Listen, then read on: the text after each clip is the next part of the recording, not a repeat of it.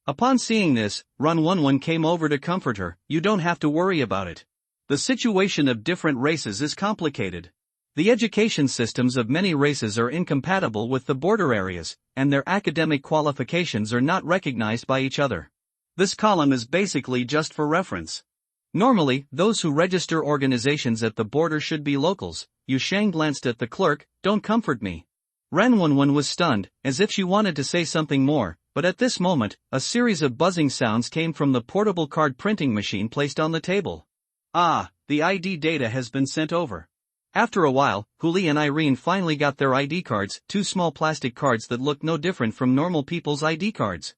I think this photo is a bit ugly. Irene grabbed the card that was a bit too big for her with both hands, looked at it over and over for a long time, then raised her head and complained to Ren 11.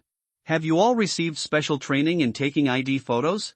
There are so many good-looking people who look bitter after taking the photo, and you even changed the color of my eyes. That is so that the certificate can be used in general situations, although you may not use it much yourself, Ren 11 said casually while sorting out the forms filled out by Yu Shang. You see, Miss Huli has no objection.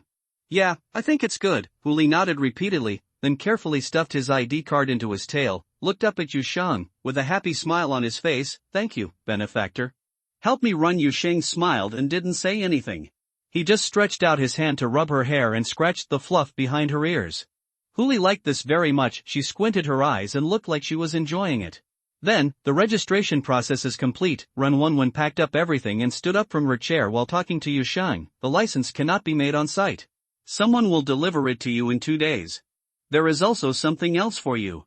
As she spoke, she took out another thing from her backpack that seemed to be able to hold countless things and handed it to Yu Shang. It was a brand new mobile phone.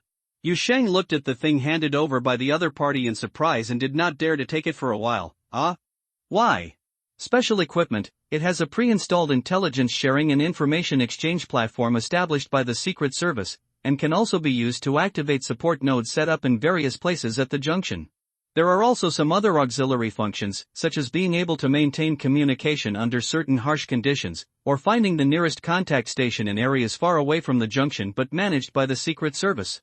If you have contacted other spiritual detectives before, you should have seen them use this, which is different from ordinary mobile phones. Yu Shang blinked and suddenly remembered the mobile phone used by Little Red Riding Hood. The style seems to be similar to the one in Run 11's hand at the moment. He hesitated. Is this free? It's charged, although it's still affordable, Run 11 laughed. But you don't have to think about it. This is a gift from our director in his personal name. Yu Shang then reached out to take it, but was still a little surprised. Director Bailey Ching gave it? Is this appropriate? You solved the entity entrenched in the Night Valley, and rescued 2 Secret Service agents and a spirit world detective back to the real world safely. This gift is just a small thank you, Ren 11 said very seriously. When I came, the director and our captain specifically told me that if you need anything in the future, you can contact the bureau directly, especially in daily life.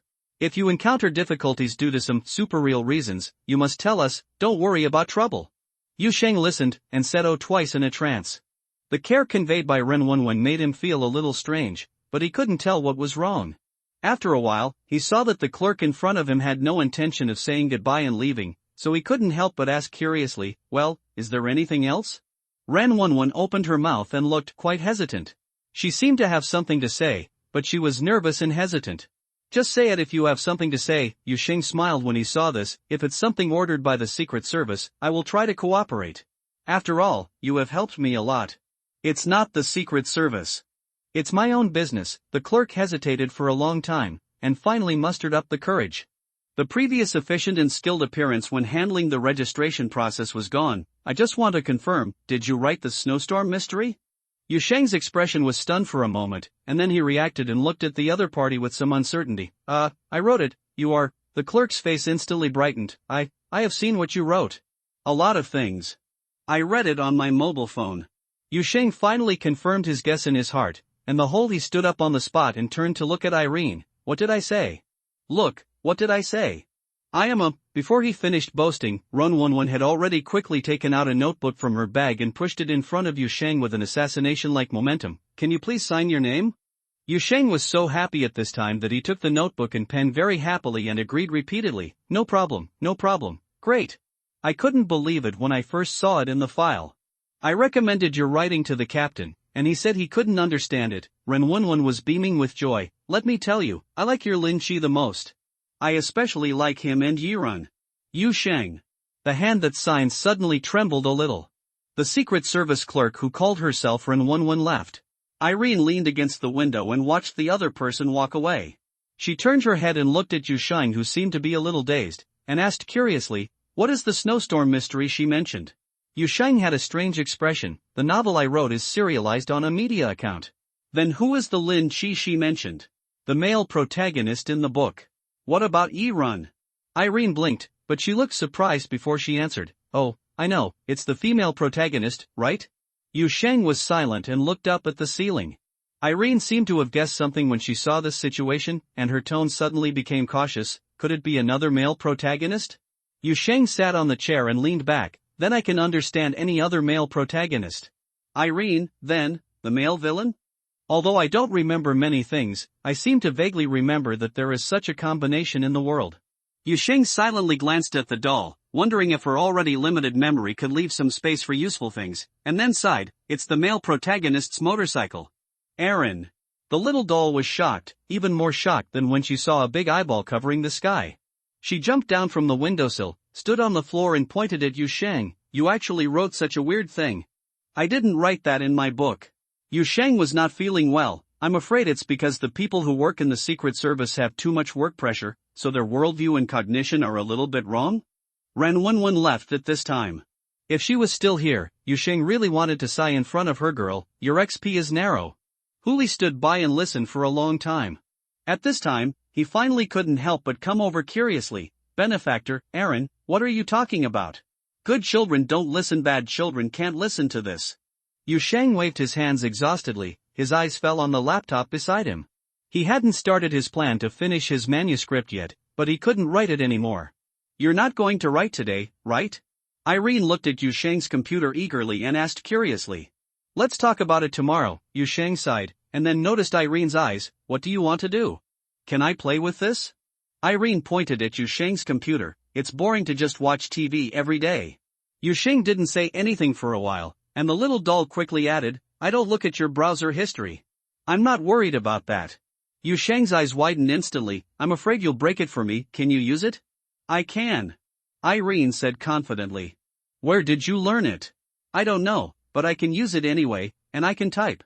Yu Sheng looked at the doll suspiciously, and after hesitating for a long time, he finally waved his hand. "Do whatever you want, just don't break it. I'll study this new phone first." After saying that, he ignored Irene and sat aside, taking out the new phone that Ren 11 had given him. The gift that the director of the Secret Service, Bailey Ching, gave him in his personal name.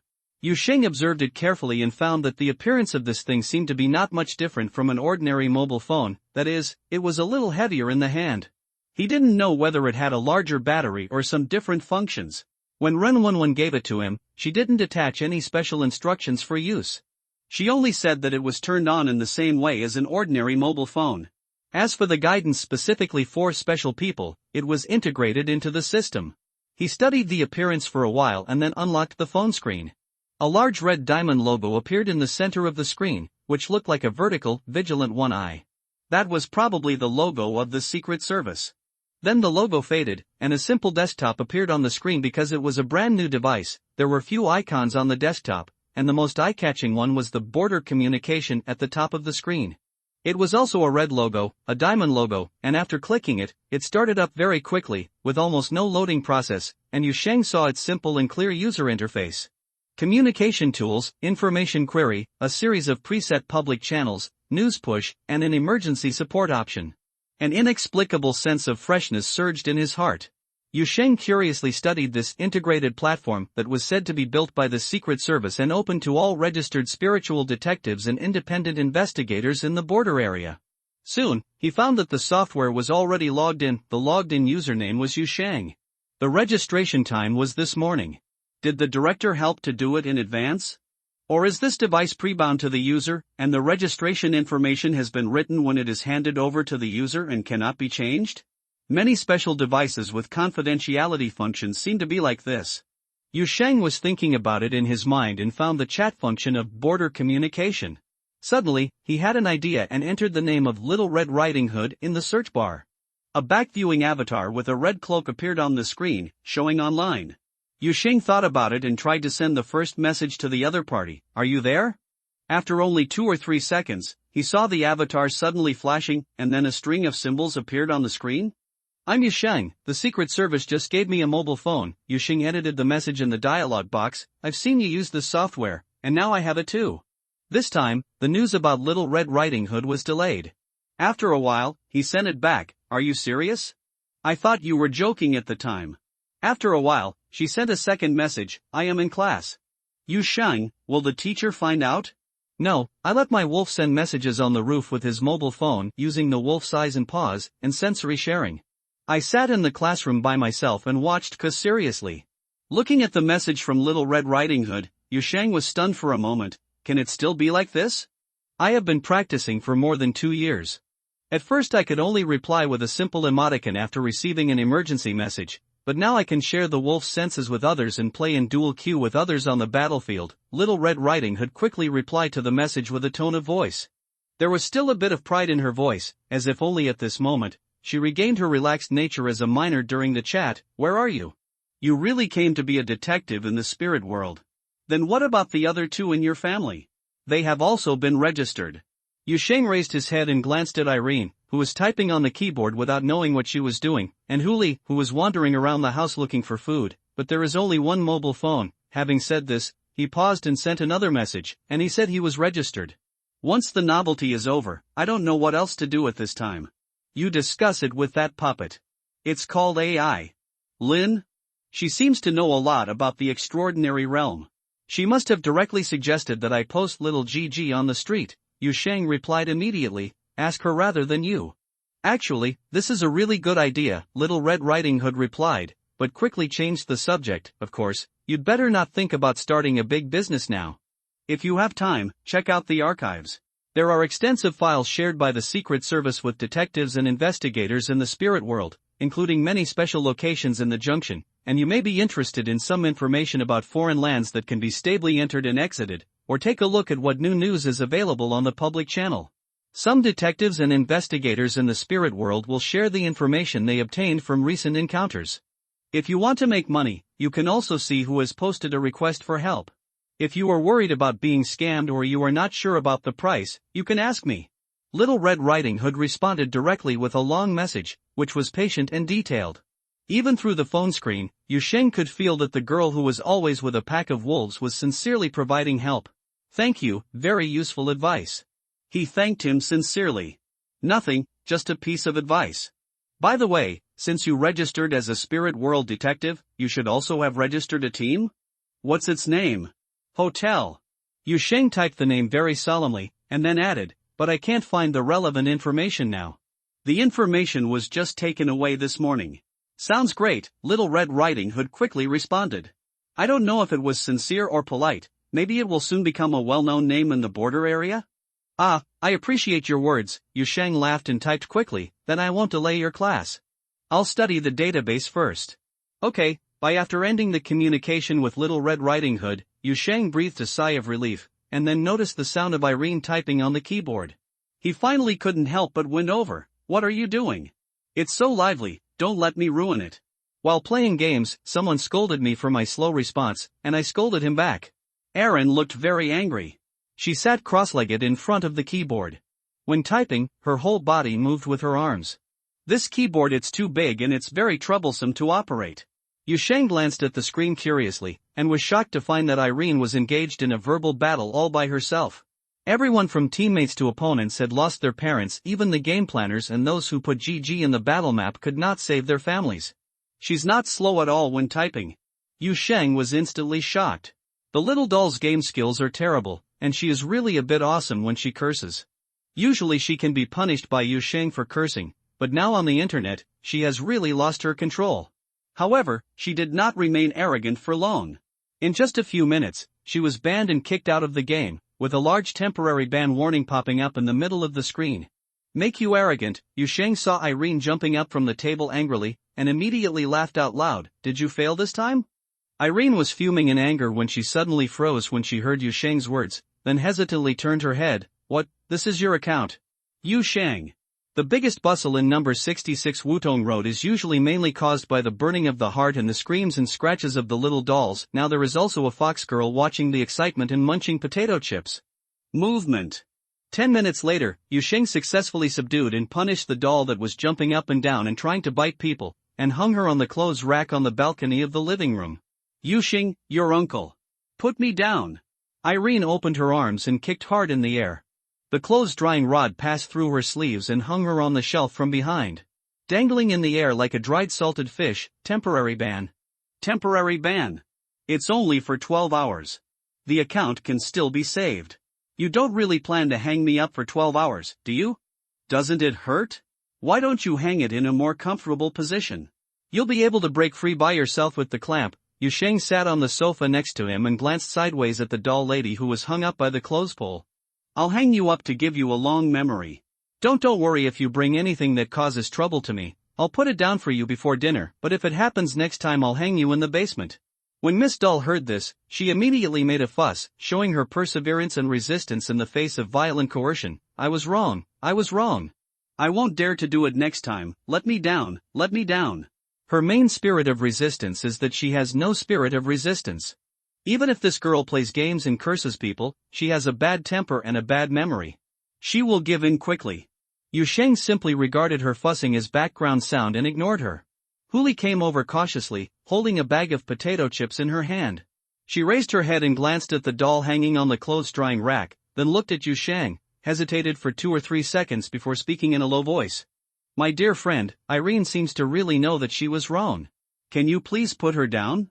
As she spoke, she handed over the potato chips in her hand. If you eat, you won't be angry. Yu Sheng grabbed a few potato chips and threw them into his mouth, turned to look at Irene, and then turned on the TV. The little doll instantly became quiet and began to stare at the TV screen seriously. Did you see it? She just made a lot of noise when she was tossing. No one really paid attention to her, so that's all. Yu Sheng sighed and said to Huli in an experienced manner, this is what hobmeat looks like. Oh. Huli nodded in understanding, probably not understanding what hobmeat meant. At this moment, a bang suddenly came from upstairs, interrupting the attention of everyone in the living room. Irene, who was hanging on the clothes rack, immediately raised her head and glanced up across the floor. Hey, Yu Sheng, what fell upstairs? Did the ladder in the corner of the attic fall down? Yu Sheng stood up from the sofa, frowning and looking towards the second floor. The wrong sound came from the end of the corridor on the second floor. He suddenly whispered, I have to go up and have a look. The Huli stood up instantly and unsheathed his tail with a buzz sound. I'll go with you. Hey, put me down too. I'll follow you. Irene immediately shouted, I heard something was wrong with that voice too. If anything happens, I have to protect you. Whoever protects the other is a second-guessing person. Yu Sheng casually complained about this guy, but he still stepped forward and took off the clothes-drying pole from the shelf, and let the little doll slide from the pole to the ground with its head down. This forget it once, I'll hang you in the basement next time. Erin stumbled on the ground and stood up, angrily adjusting her clothes, turning her head and making a face. A face that says, although I give in quickly, I will still dare to dance next time and I will dance for you now. Yu Sheng didn't care, he just moved his hands and feet, winked at Huli, and took the lead to walk towards the stairs leading to the second floor. When he reached the second floor, he walked straight to the end of the corridor and came to the door of the room where Irene's oil painting once hung. The door was closed, it was quiet inside, and nothing seemed unusual. But Yu Sheng was now more and more certain that the loud dong sound he just heard was indeed coming from the direction of this room. He still remembered that since the last time he opened this room, it had changed from an empty room to an ordinary room with simple furnishings. The only thing in the whole room that might make the sound of heavy objects falling to the ground was a hanging wall. The mirror on the wall, but the mirror was firmly fixed, and he couldn't pull it off even with all his strength. What's more, if the mirror really fell to the ground, it should be accompanied by the sound of shattering glass. Yu Sheng took a step forward, took hold of the strange handle on the side of the door shaft, and turned it quietly. Don't open it yet, Irene muttered in a low voice, and at the same time opened her hands. Strands of black spider thread extended from her fingertips, along the gap under the door, and spread bit by bit into the room. Let me check the situation first. When the hoo-hoo next to her saw this, she also took off one of her ears with a beep sound. She put the fluffy fox ear against the door and moved it slowly like a stethoscope, with a particularly serious look on her face. Yu Sheng couldn't help but muttered when he saw this scene, no, can you two be more normal? I'm very normal. Irene also answered in her heart, this silly fox is not normal. My dear friend, at this moment, the fox girl broke the silence in a low voice. She pressed her ears back on her head as she spoke, there's nothing going on inside. I didn't feel anything unusual either, Irene said. At this time he also withdrew his black silk thread and said, open the door and take a look. Yu Sheng nodded, and then quietly pushed the door open a crack. In fact, he himself felt that this battle was a bit too much. After all, this was at home. Just because there was a noise from upstairs, the three of them were at the door as if they were facing a formidable enemy, both probing and on guard. It was really strange. But he also knew that this caution was helpless. After all, number 66 Wutong Road was a foreign land, and the room at the end of the corridor on the second floor was not quite right from the beginning. The door opened, and a lingering cold air blew in. Yu Sheng shivered from the strange cold air, and at the same time he felt alert for a moment. Why is there such a cold draft in the room? It feels just like the cold wind blowing from the snow-capped mountains, mixed with the smell of ice and snow. However, when the door was fully opened, he found that the room was still an ordinary room. A simple bed, table and chairs, a mirror hanging on the wall, old floors, faded wallpaper with cracked and curled corners, and plain curtains. The situation in the room remained the same as before.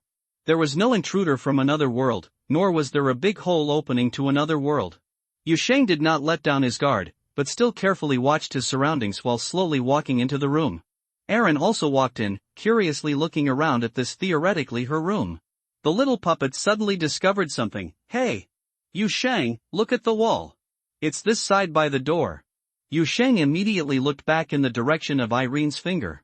He saw some small white particles piled up on the floor near the base of the wall on both sides of the door, and a few small pools of water, which were gradually dissipating on the floor. Is it snow? Yu Sheng went over to take a look, and surprisingly found that the white accumulations were actually snow, and due to the heat in the room, the snow was quickly turning into watermarks. Eileen's expression was a little dull. Is it snowing in the house? Is it so evil? Looking at the shape of the snow, it seems that it was gradually accumulated on the wall by the strong wind. Yu Sheng frowned and carefully observed the snow marks on the wall that had not yet completely melted, feeling confused in his heart. Even more so. Huli squatted down next to him and sniffed hard against the wall, sniffing something carefully. The smell of living things, the demon fox girl said seriously. This snow comes from a place where there are living things. Irene was shocked. Can you smell this? Huli was quite proud. Fox, your nose is very useful. This is much smarter than a dog's nose. Eileen couldn't help but sigh. But at this moment, Yu Sheng suddenly saw something out of the corner of his eye. He walked towards the table not far away, bent down and picked up a black, palm-sized metal object from the floor under the table. It was a metal part with an unknown purpose. It looked like a diverter device used to connect multiple pipes and valves. It had several threaded openings and was hollow inside. It was not heavy in the hand, but seemed to be very solid. Irene also walked over from the side and was stunned after seeing the strange device in Yu Sheng's hand. I guess this thing is not something that originally existed in this room, right? Of course not. Yu Sheng shook his head. Just like it won't snow in the room, there was no way there would be such a... It looks like a strange part removed from some kind of machine. As he spoke, he cautiously came to the mirror facing the door. The scene in the room is reflected in the mirror. But he suddenly frowned. Because deep in the image of the seemingly normal room, you could vaguely see another image superimposed in the mirror. It seemed to be a cave. The cave was not big, and there was heavy snow outside the cave entrance. Yu Sheng leaned in front of the mirror and looked more carefully at the vague second reflection in the mirror. The image superimposed in the mirror gave him the feeling of the reflection of a glass window at night. The scenery outside the window and the shadow on the window glass were mixed together. The dark cave and the heavy snow outside the cave seemed to exist somewhere on the other side of the mirror, but it was difficult to see clearly. Irene climbed onto Yu Sheng's shoulder and a few steps along Yu Sheng's body, holding his head and looking at the mirror on the wall curiously. After a long time, she muttered, could the snow be blown from the other side of the mirror? You can see it too? Yu Sheng looked at Irene in surprise. Of course, what's so surprising about this? Irene felt a little puzzled. I'm not blind. Huli on the side nodded as soon as Yu Sheng opened his mouth. My benefactor, I can see it too. Yu Sheng scratched his hair. It's mainly because I've been dealing with Little Red Riding Hood and Li Lin recently. I always feel that what I can see may not be seen by others. I'm a little nervous. While speaking, he quickly weighed the pros and cons in his mind for 2 or 3 seconds, then carefully reached out and tried to touch the surface of the mirror. He still remembered that the last time he touched the mirror, it reflected a strange ruin, a fragmented puppet and a huge monster made of shadows died together in the center of the ruins. So what about this time? What changes will the mirror produce? Irene instantly grabbed Yu Sheng's hair and watched his actions nervously. Hey, be careful, what if something goes wrong? It hurts. Let go first. Oh, okay, I'm a little nervous and I did it subconsciously. The doll loosened its fingers belatedly, and Yu Sheng's fingertips touched the mirror at this time. It was very cold, just like touching the ice directly, but apart from this abnormally cold touch, the picture in the mirror did not change at all. It seems, nothing happened? Irene also boldly reached out and touched the mirror in front of her. It's just a little cold. Yu Sheng hummed, retracted his fingers, and looked at the mirror with a frown, and at this moment, he noticed that the superimposed image in the mirror began to fade gradually. After just a few breaths, the cave entrance with flying snowflakes disappeared without a trace. Only the normal scene in the room remained. Yu Sheng hesitated for a moment, then reached out and touched the mirror, and found that the ice-like low temperature was gone, and now it has returned to normal temperature. Benefactor, Huli watched for a long time, and finally couldn't help but speak. Is this mirror like this before? It's always wrong, and occasionally it will reflect scenery from nowhere, Yu Sheng said casually, with a solemn tone, but before it only showed some unusual pictures, never like today. There is even snow in the room, and an iron lump that fell from nowhere fell to the ground. As he spoke, he took another look at the strange metal device he had just picked up from under the table. The snow in the corner has melted, and there are still watermarks on the floor. The black iron lump is still in his hand. The strange image in the mirror disappeared, but these things that seemed to come out from the mirror did not disappear like an illusion, but remained in the real world. Just like what Irene often said, it's really weird. I'll sleep in your room today. Irene hugged Yu Sheng's head tightly. Her small body was obviously a little tense. It's okay to sleep on a chair or a table. Anyway, I definitely don't want to live in this room. You don't have to tell me that I don't plan to let people live in this room, Yu Sheng said as he pulled Irene's hand off his head. This room is so wrong, don't open the door without me in the future. Irene and Huli nodded immediately. Besides, even if you don't sleep in this room, you can sleep in the same room with Huli. Yu Sheng immediately took Irene off his shoulders and looked at this guy seriously. Why do you have to stay in my room? The tail monster will use its tail to whip people when it sleeps. The little puppet immediately fluttered in the air. You kicked me and at most I fell to the ground, but when she swung her tail over me, I was already blinded by the wall, didn't you see? Then there was another series of non-stop beeps, saying that she didn't even have her own room, that she was not valued because of her small size, that she didn't have her own bed, and that she was driven around at night. Puppets don't need to breathe. She kept beeping, making people's heads buzz. Yu Sheng even wanted to stuff this guy into Huli's tail directly, but considering that this puppet would definitely make a big fuss later, he just thought about it. Then he took the beeping puppet and Huli out of the weird room, turned around and locked the door carefully, and pushed the door several times to confirm. My benefactor, do you want me to guard the door at night? Huli saw that Yu Sheng looked worried, so he whispered beside him, if there is any movement inside, I will call you. Yu Sheng's mind flashed the image of a nine-tailed fox lying in the corridor to guard the door, and he immediately shook his head. No need, anyway, this room has been weird for a long time. While he was talking, he seemed to suddenly remember something. He put Irene on the ground and took out the new mobile phone he just got from the Secret Service. Irene finally stopped beeping and looked at Yu Sheng's actions curiously. What do you want to do? When it comes to evil things, go to evil experts. I'll post on the border communication and ask if anyone knows this thing? Yu Sheng said while studying the functions of the software. This kind of thing should have the option to take photos and upload them, is a function that detectives and investigators who spend their days exploring all kinds of strange and weird places will definitely use. Oh, it's there, it's really there. As he spoke, he held his cell phone in one hand and the weird metal device in the other, took several photos of it from several angles, and then posted them on the message wall of the public channel. Then he thought for a while, searched through several preset channel lists, found Antiquities and Strange Objects Discussion Group and Abnormal Phenomenon Discussion Group, two channels that seemed to be related, and posted the photos. Go up and leave a short message below, imitating the information posted by others. The unknown item is made of metal. No corrosive or living properties have been found. It was picked up in a room. It seemed that it had snowed in the room when it was found. In addition, it is suspected that it is related to a mirror that can reflect distant scenery. Yu Sheng originally wanted to write found at home, but he deleted it as soon as he wrote it because he thought about it and felt that ordinary people might not be able to find this thing at home, nor would they find it in a closed room. Snow was found inside. Number 66 Wutong Road is a special place, and its secrets should not be revealed too much.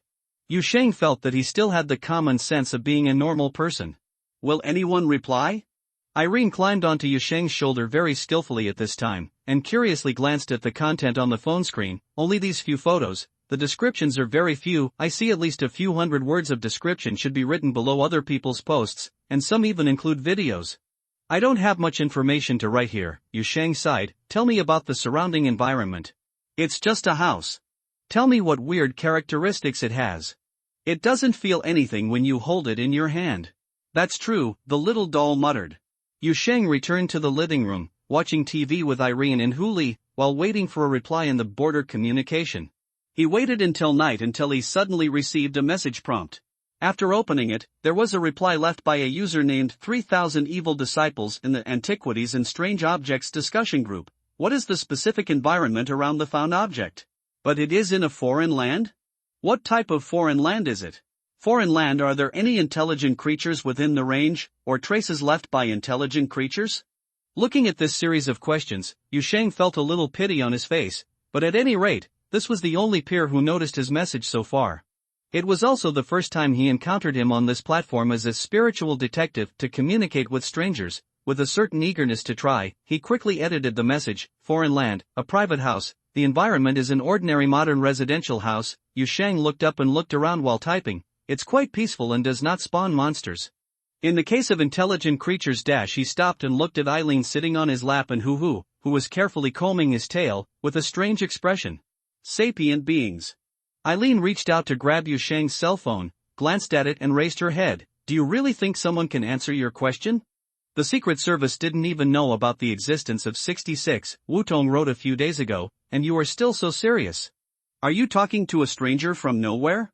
I know, but it doesn't cost money to ask, just in case. Yu Sheng understood very well, and then again, maybe no one knows what is going on at number 66 Wutong Road, but this suddenly fell into the things in our house may have come from outside, so we don't rule out that someone might recognize them. Aaron thought for a while, said oh, and continued watching TV. Yu Sheng's cell phone quickly vibrated again. It was still the reply sent by 3000 Evil Disciples. I have never heard of such a foreign land. Your description is a bit bizarre.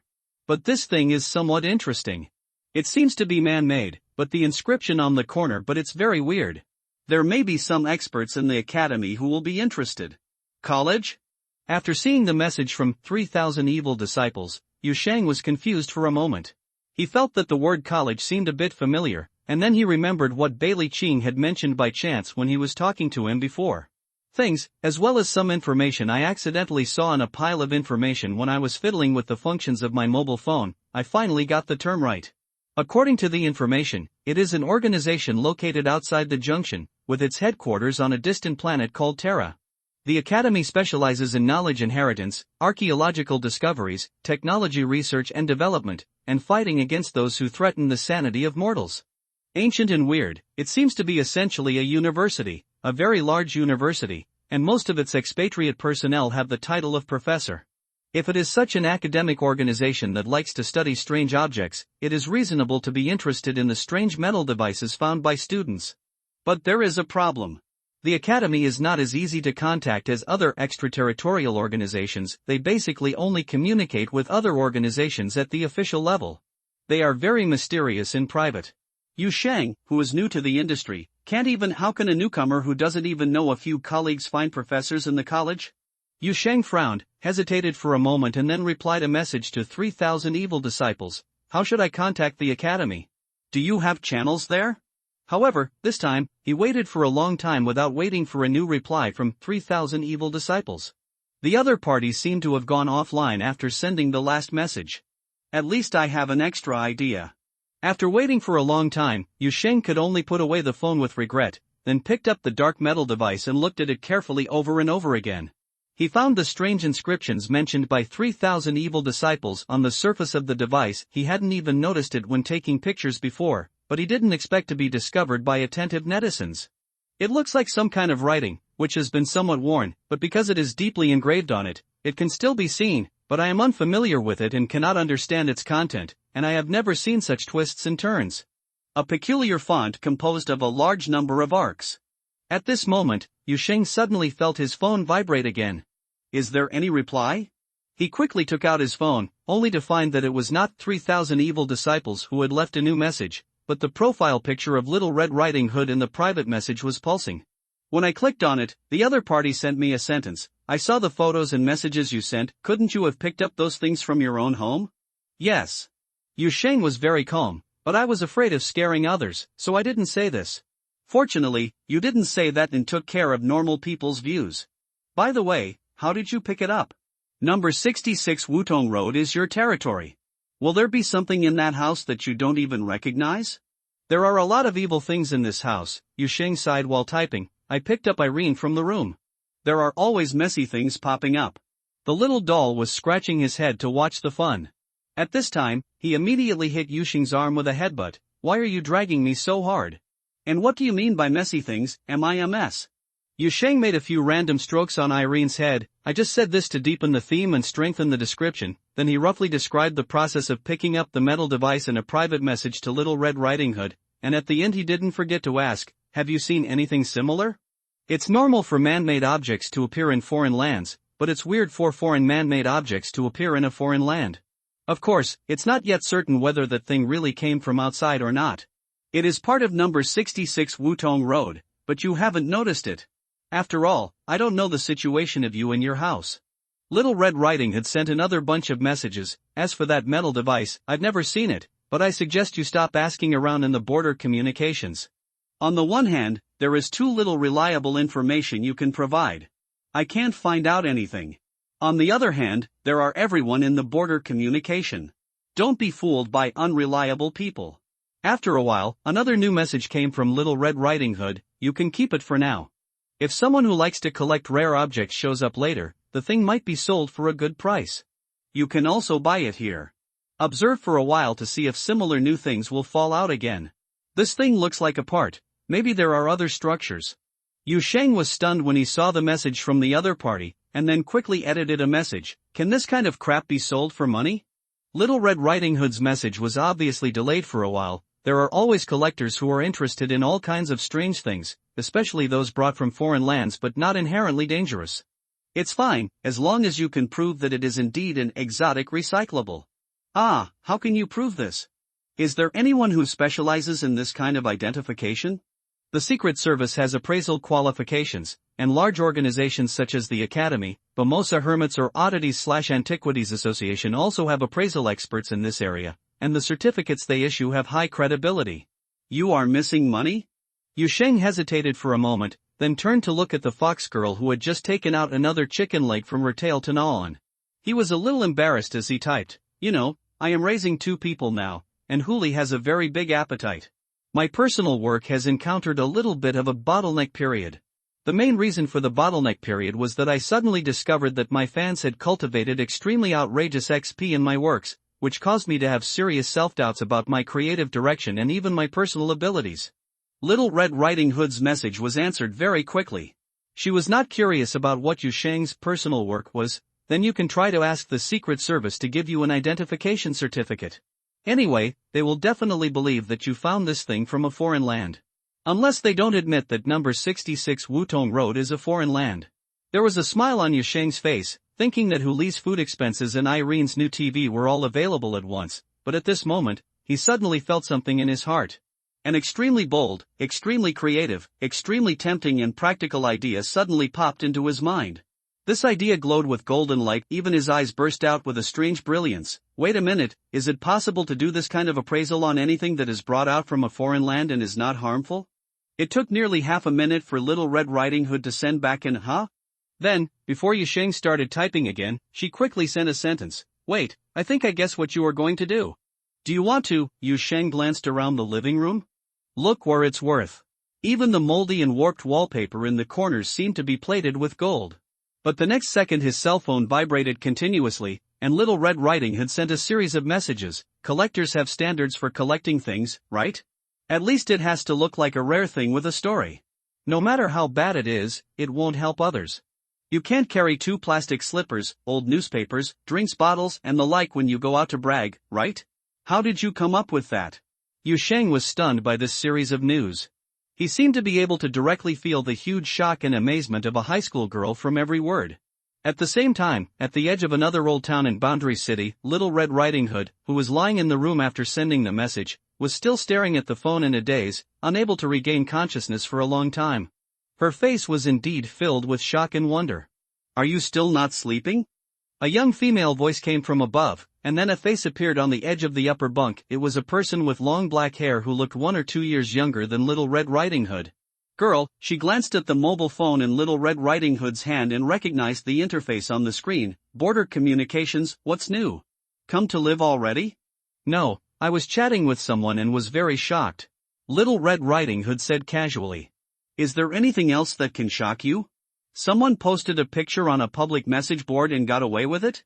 Little Red Riding Hood said without raising her head, there is an entity who wants to sell off his property and make a fortune.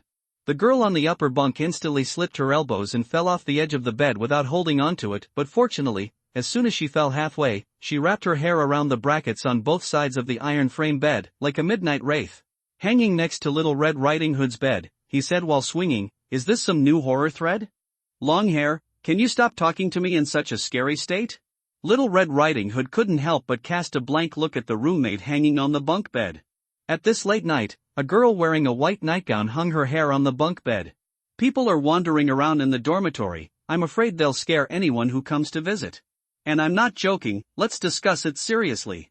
If there is an alien world in which an entity similar to humans lives, not only can this entity escape at will, but it also has a legal identity in the human world, then is it possible to? The girl hanging on the bed thought about it seriously and looked shocked. I know, the one you came into contact with recently, is broken. He really got a bug. Yu Sheng thought about it carefully and felt that it would not be a good idea to take the towels, wash basins, drinks bottles and other things at home to the Secret Service for appraisal. Let's not consider whether the Secret Service is willing or not. This large pile of junk items rushing into the collectible objects market is probably suspected of disrupting the market order. It is a niche circle to begin with. If he just dumps some things out of this room, he may have an impact on the entire year's trading. Measured. But his restless and flexible thinking did not completely cool down because of this reason, but turned into more serious thinking. Irene raised her head and glanced at Yu Sheng. The little doll's face was full of suspicion. Are you still planning to sell the junk? Little Red Riding Hood said, at least the selling point must be something that looks mysterious and has an atmosphere. Yu Sheng waved his hand. Because there are many collectors who are well-informed and ordinary people who know some things in the extraordinary field. People, they use these things basically out of their interest in mysticism and as a way to brag to each other. Eileen sighed, so sometimes I can't understand human beings. Many of them are incompetent and love to commit suicide. Isn't it better to be an ordinary person who can't see foreign cities and entities? At least I can to live a peaceful life. They still have to be interested in things in the other world. They think that if they learn two-hand security measures, they will be fine, let alone whether their random security measures are useful or not. These are brought from a foreign land. There may be dangerous items in the gadgets. Anyway, even the Secret Service doesn't prohibit this kind of thing. Yu Sheng shrugged. There is basically no danger if it can be released into the market after being identified by them. The truly evil gadgets are all locked up in the Secret Service's storage warehouse. Here it is. That's what the Border Communication Encyclopedia says. As soon as he finished speaking, his phone suddenly vibrated again, and there was a new message from Little Red Riding Hood. If you want to make some extra money, I have a job. Would you be happy to help? Yu Sheng was stunned for a moment and immediately replied, what kind of job?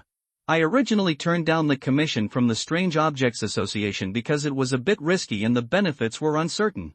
The most important thing is that I am short of manpower, but if you can come to help bring the one who is particularly good at fighting Fox, this commission would be very suitable.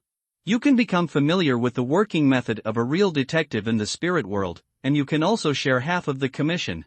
And the most important thing, if you really encounter a situation that you can't beat, you can run away with me directly. Road. After a while, Yu Sheng saw a new message pop up on the screen. The specific work content is to find something in the museum.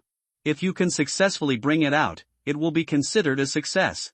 If you are interested, I'll send you the museum information, along with specific rewards. Yusheng subconsciously exchanged glances with Irene. The fox next to him was still busy chewing the chicken legs and had no idea what was going on, and each saw a hint of eagerness in the other's eyes. Come to life. Of course, what Yusheng was thinking about at this moment was not only the words entrustment and reward, but also something more important, having the opportunity to contact more foreign lands, learn more about things related to the extraordinary realm, and accumulate more knowledge. For him, the weight of this knowledge even exceeds any reward, because maybe which piece of information related to foreign lands will help him find the door leading to his hometown. Send it and take a look. He quickly replied. Little Red Riding Hood didn't waste any time and directly forwarded a bunch of information, and at the end was a bunch of remuneration figures. Yusheng was stunned for a moment when he saw the string of numbers. So much? We split it half and half, Little Red Riding Hood explained. It is very dangerous to enter a foreign land. Of course, the reward for doing this is higher, but correspondingly, our cost is actually not low, not to mention the loss of equipment during the operation. Just the sanity blockers, atomized inhalers, inducers and other medicines that need to be replenished every time are not cheap. You have to pay for these out of your own pocket, and after deducting them from the income, you will not get that much. Yusheng stared blankly at the string of messages sent by Little Red Riding Hood. After holding it in for a long time, he finally asked, "What are the sanity blockers, atomized inhalers, and induction agents you are talking about?" After this message was sent, Little Red Riding Hood suddenly fell silent. Yusheng waited for a long time before finally seeing the other party's reply pop up on the screen, starting with a series of exclamation marks. You got stuck in a bug again. I envy you so much. Yusheng thought for a while, then looked down at Irene. What does she mean? I don't know, Erin scratched her head. Maybe I'm jealous of your broad-mindedness? I don't think so, Yusheng muttered, and then saw a new message pop up on the screen. I just contacted the client of the Oddity Association, and the other party agreed to send this activity over again, but the time requirement is very tight, and it cannot be later than 10 o'clock tomorrow night. 2 o'clock, if you have time, you'd better leave tonight. Yusheng thought about it and felt that there was nothing to do at home anyway. It happened that Huli had eaten so much and needed to go out to eat, so he quickly replied, okay, then tonight. I'll send you the address, and you can hurry up as soon as possible. Come. Putting away his phone, Yusheng breathed a sigh of relief, and then glanced at the fox girl who had just chewed up the chicken bones and swallowed them and was licking her fingers seriously. He reached out and patted the other party's tail. Hou, change your clothes and get ready to go out with me. Huli looked confused. Ah? Benefactor, what are you going to do? The hotel is here, Yusheng laughed, looking eager to try. Come with me to go out on an adventure. Good. After a while, Yusheng walked out of the house, and Huli followed closely behind him, holding Irene who had lost her luster. 3 people stood in the open space in front of number 66 Wutong Road, facing the night wind and looking at the night city. After a while, Eileen suddenly said, how do we get there? Shall I take you there? Huli looked at Yusheng, her eyes shining in the night. Although she was a little regretful before going out, she seemed to be excited now. My dear, give me the direction. A picture flashed in Yusheng's mind and he shook his head. No, a rocket-propelled fox flies through the city at subsonic speed in the middle of the night.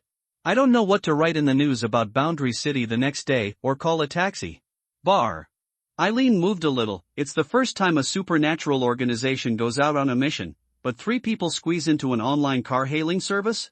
Isn't this the startup period? Yusheng also felt a little subtle. We will have to get a car later when we have money. But then again, the 3 of us are not crowded, and you are not take up space. Eileen's scolding was quite unpleasant. Yusheng was now very skillful in treating Irene's beeping as background sound.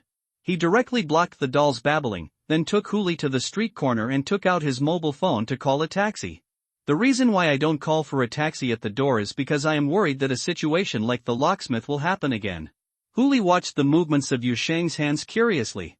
After a while, she pointed at Yusheng's mobile phone and sighed. My benefactor's magic weapon seems to be very convenient and can do anything. Don't you have anything similar to this? Yusheng asked curiously. He felt that the level of civilization in Huli's hometown was so high that there was no way he didn't even have such personal information equipment. Yes, Huli nodded as expected, but then added, but I don't let children play with it because they are worried that it will affect their practice. My mother is generous and allows me to play for half an hour every day, but most of the functions are still disabled. Use. Yusheng. The fox who is a god TM cyber cultivator also has to face the prevention of underage addiction?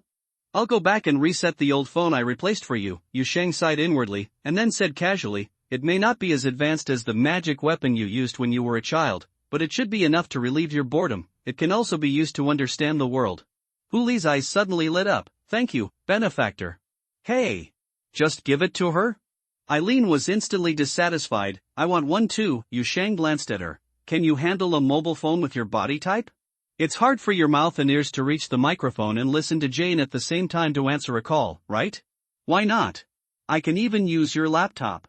Aaron said plausibly, I'm holding it with both hands. It was a good thing she didn't mention it, but when she mentioned Yu Shang, a vein appeared on her forehead. You still have the nerve to mention using my computer. I haven't forgotten about the account yet. Aaron's tone suddenly softened. You have hung me on the clothes pole for half an hour, so it's even, and the total ban is only 72 hours. Yu Shang opened his mouth, and just as he was about to say something more, a light coming from a distant intersection suddenly interrupted what he wanted to say. The car ordered by mobile phone has arrived. He and Huli looked in the direction where the sound of the car was coming from.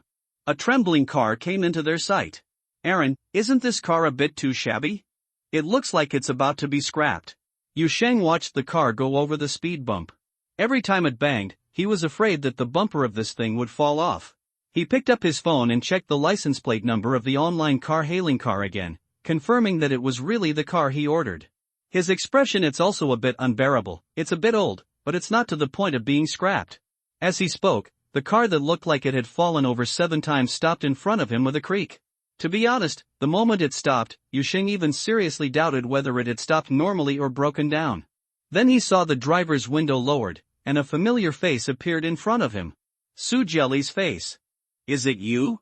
The 2-meter-strong man sitting in the driver's seat looked surprised. Yu Shang found that his initial judgment was a bit wrong. Although Irene does not take up much space, it will still be crowded after getting on the bus. It has nothing to do with the people and a lot to do with the car. This makes it especially miraculous that Su Jelly can stuff herself behind the steering wheel. How could such a strong man nearly 2 meters tall choose such a car?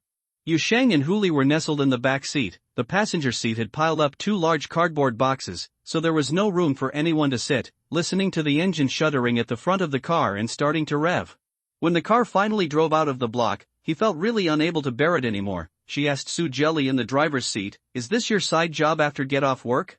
Network at that degree 1/4 degree yes, Su Jelly said cheerfully, I am idle anyway. When I am not traveling, I like to drive around the city after work to earn some pocket money. Yu Shang had a strange expression.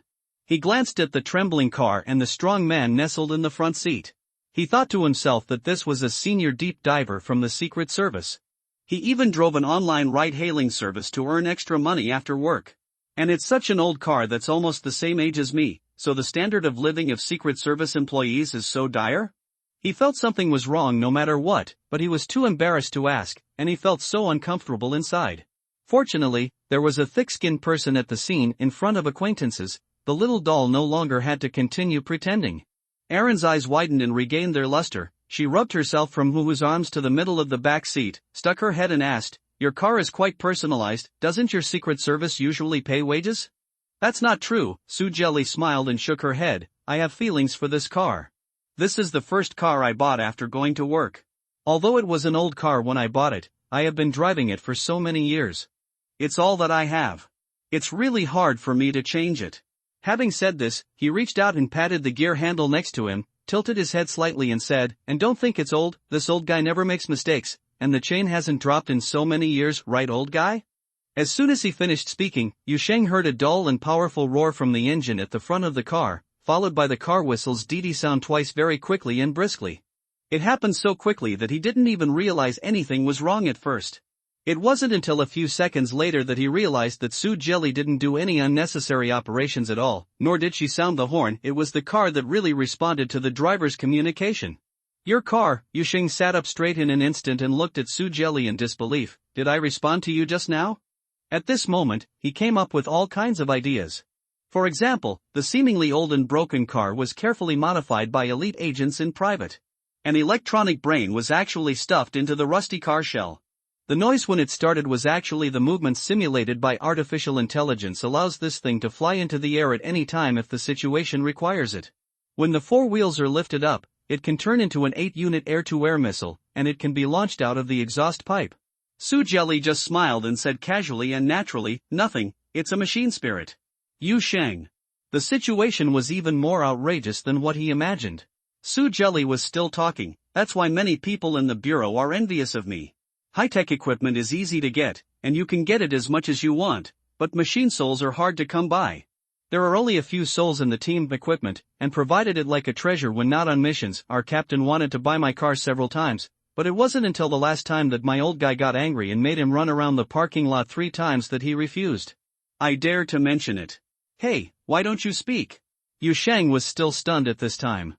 But from Su Jelly's tone, he judged that the other party seemed to regard this as some kind of common sense. At least, it was the common sense known within the Secret Service system. So he had no choice but to hide his astonishment, and replaced it with a subtle sigh. You are quite powerful. Right, so now many people in the bureau are following my example. They don't want to replace their old cars, mobile phones, etc., so they just use them, hoping to be able to bring out the soul of old items like me. Yu Sheng. The soul of the divine TM machine is created.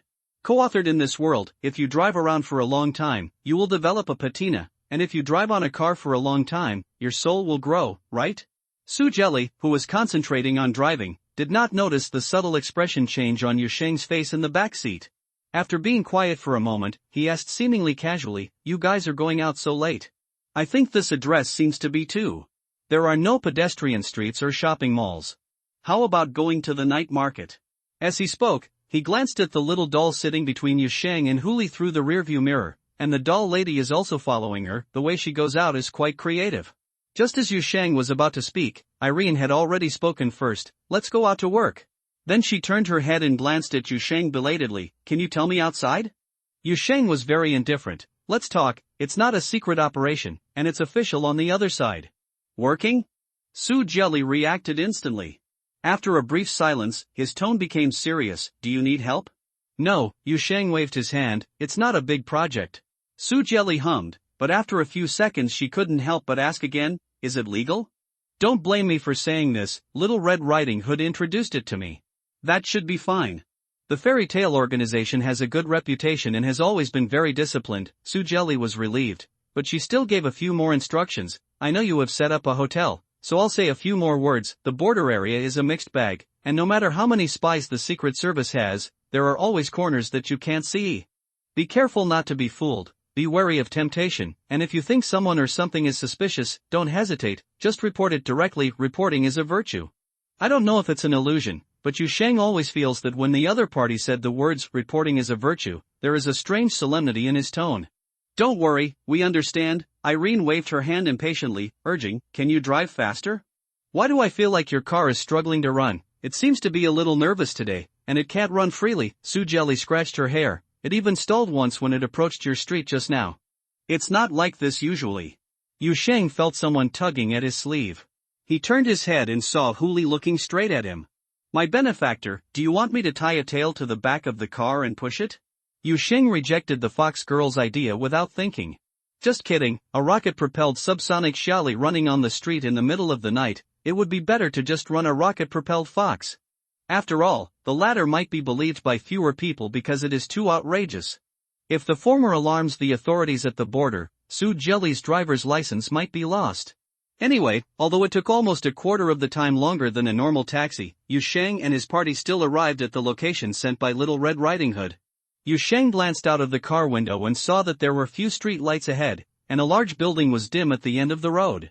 "We can get off here. It's not easy to turn around on the small road ahead." "Okay," Su Jelly waved her hand, "get off the car and take your belongings with you. If you really encounter a situation, call me." Yu Sheng and his group left. On the dimly lit street, Su Jelly watched 2 figures. Aaron was too small and was blocked by Huli, gradually moving away. After a long while, he exhaled softly, let go of the steering wheel, and leaned back on the seat that was a little cramped for him. The car started automatically and slowly moved to a place on the side of the road that was not in the way. Then the engine hummed softly and made a whirring sound. Su Jelly glanced at the dashboard with the corner of her eyes, with a smile on her lips. "Old man, are you scared?" The engine hummed twice. Su Jelly stretched her waist, which was very limited for the current driving space, and reached out to press on the steering wheel. "Don't say anything, you've worked hard today, fill up the 97. Yu Sheng looked back. There were faint lights moving in the distance, turning and disappearing on the other side of the road. Aaron's voice came into his mind. Do you think it's a coincidence? It doesn't matter. Yu Sheng waved his hand. It doesn't matter? It doesn't matter whose car I take, it depends on whether I see Li Lin coincidentally driving an online taxi near our house. I hope his car is bigger, Yu Sheng said cheerfully. I won't have to pay for the taxi if I meet him a few more times. The bureau will definitely reimburse him anyway. You have a very free and easy mentality, Irene said sincerely. Yu Sheng didn't say anything, but just reached out and touched Irene's hair, then looked up into the distance. Under a slightly dim street lamp, a petite girl in a dark red coat was standing quietly in the light, and it seemed that she had been waiting for a long time. The girl in a red coat stood under the streetlight, and the light fell on her slightly thin body. Shadows squirmed under her feet and around her. Hidden in the shadow were pairs of alert and prying eyes. One of the eyes noticed what was going on.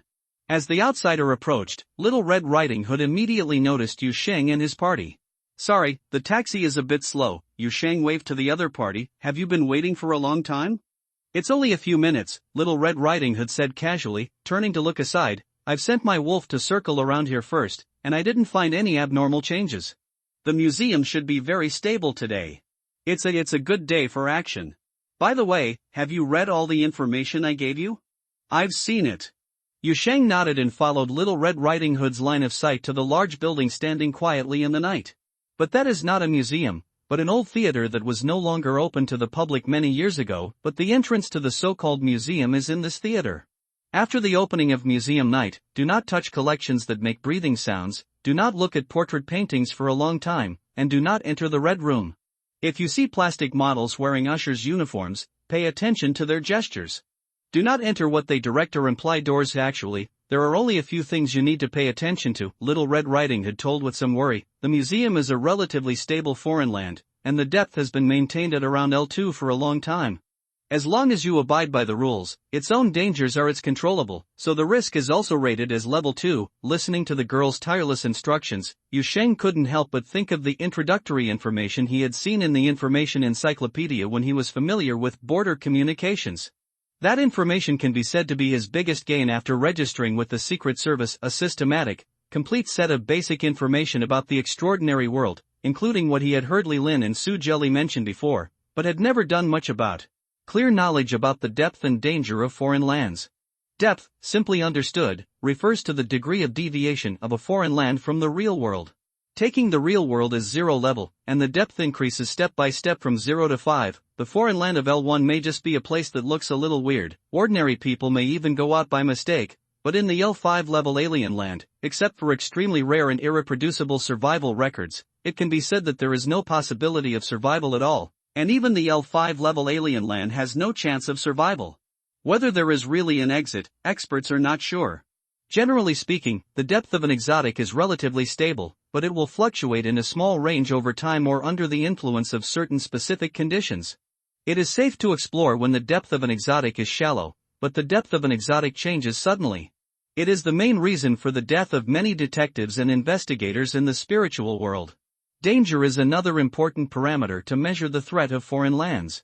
In most cases, the degree of danger is directly proportional to the depth of foreign lands. The shallower foreign lands are safer, and the deeper foreign lands are more dangerous, but this is not entirely certain. There are some strange entities generated by shallow foreign lands that are particularly terrifying. There are also some L3 level foreign lands, usually considered to be high-risk foreign lands at this depth, that even have stable safe zones. It is precisely because of the existence of these exceptions that danger and depth have become two independent parameters. At the same time, the degree of danger is not only used to measure foreign lands, but can also be used to measure the danger level of entities alone.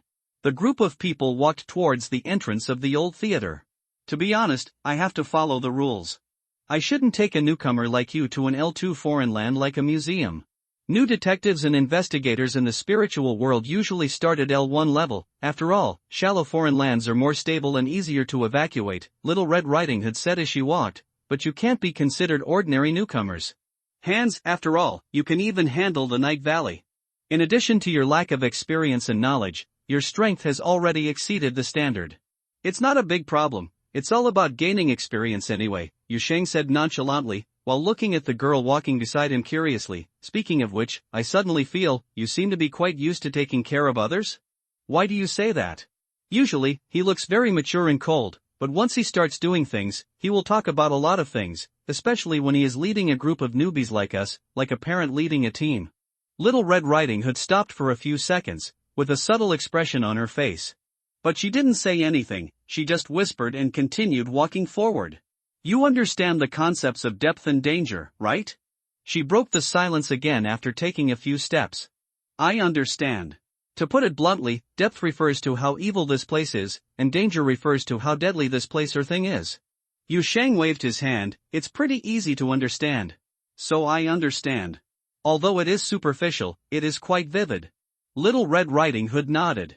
The depth of the museum is L2, which is the standard exotic depth. There is a very obvious difference with the real world. The environment itself begins to distort, which is very dangerous for ordinary people, but overall, the space inside it is still in line with common sense, in line with human perception and thinking logic, and nothing will happen if you follow the rules. Yu Sheng didn't wait for the other party to finish speaking, then took the initiative to speak and continued. Danger level 2 means that it will not actively cause death, and does not have active or indiscriminate malice. However, if the regulations are not followed, it may still cause serious injury or even death. Maybe you're right? It's okay. I remember it well, so I won't worry about it. Little Red Riding Hood said casually, and then stopped. They had already entered the door of the old theater. After passing through the old iron door that was ajar, they saw a hall paved with dark green floor tiles. There were passages leading to the interior of the theater on both sides of the hall. Facing the gate are several dark ticket windows. But what Yu Sheng noticed first was a strange device placed in the center of the hall. It was a black-gray metal square prism, wide at the bottom and narrow at the top. It was about half a person tall. There were several lights slowly turning on and off at the top of the pillar, and a low and intermittent buzzing sound came from inside it from time to time, obviously running. This was placed by the Secret Service. We call this node, and its full name is Constant Node Generator. Little Red Riding Hood pointed at the metal square prism. The low-frequency cognitive interference it releases can affect ordinary people. The effect of keeping them away from the discovered dangerous locations in the border area is actually very weak, but it is enough to deal with ordinary people who have not had spiritual awakening. Are there many of these things in this city? Yu Sheng looked at the device called Node in surprise. I have never found. Little Red Riding Hood glanced at Yu Sheng. She subconsciously wanted to say, because you used to be an ordinary person, so you wouldn't get close to this thing at all. However, she swallowed the words before she could even speak. Because she felt that even the fox next to her had a higher human capacity than Yu Sheng. How effective is this thing? Can it really stop ordinary people? Yu Sheng asked again curiously. The effect is good, but no matter how good the security measures are, the interception rate is not 100%. Even if you seal the place with reinforced concrete, there are also people who use hydraulic clamps and impact drills to commit suicide. Little Red Riding Hood sighed. There are always the hard-headed and the unusually gifted will defy the instinct of dizziness and calf cramps and insist on going on an adventure, or they may simply be unlucky and naturally gifted. Sensitivity is not affected by nodes, so there are often unlucky people who fall into foreign lands waiting for us to rescue them. They end up either becoming the rewards of detectives and investigators in the spirit world, or they become the pain of internal notices from the Secret Service. Cases, and in a small number of cases, they will become new detectives, investigators or Secret Service agents after crying and receiving psychiatric treatment. Why don't you just demolish this place? Hooli asked suddenly. Demolish it? That would be great fun. Little Red Riding Hood knew that Hooli lacked common sense in this regard, so she just spread her hands helplessly. What you demolished is only a proven entrance, and the foreign land itself is not in the real dimension. If you remove its known controllable entrance, then no one will know where it will open next time. Listening to Little Red Riding Hood's explanation, Yu Sheng felt deeply that seeking death is indeed a human instinct and cannot be stopped. At the same time, Little Red Riding Hood took another step forward and came to the node next to it. He swiped his ID card on the top of it. Register the access information. She turned around and waved the ID in her hand.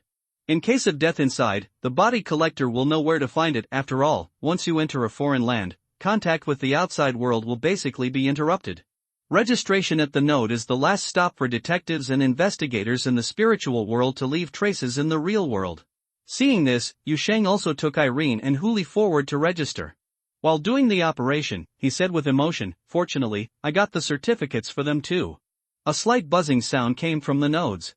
Then, Little Red Riding Hood led Yu Shang and the others across the node to the end of the hall. She stopped in front of those dark ticket windows. Of course, all the ticket windows in the old theater have been abandoned long ago. 2 of the 4 windows have been covered with plastic tapes. Of the remaining 2, one has been emptied, with only you can see a lot of junk that no one wants, and in another there is a machine for printing tickets. The machine is covered with dust.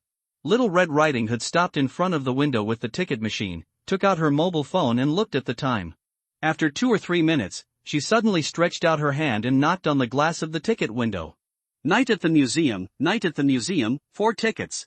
A light suddenly appeared in the empty ticket window. Even though the electric light was broken, the warm and bright light filled the dusty cubicle. It was as if there was still an invisible conductor left behind in time and memory, still sitting behind the window. The old-fashioned ticket machine squeaked, and the empty paper feeder rotated around and over, and began to spit out admission tickets.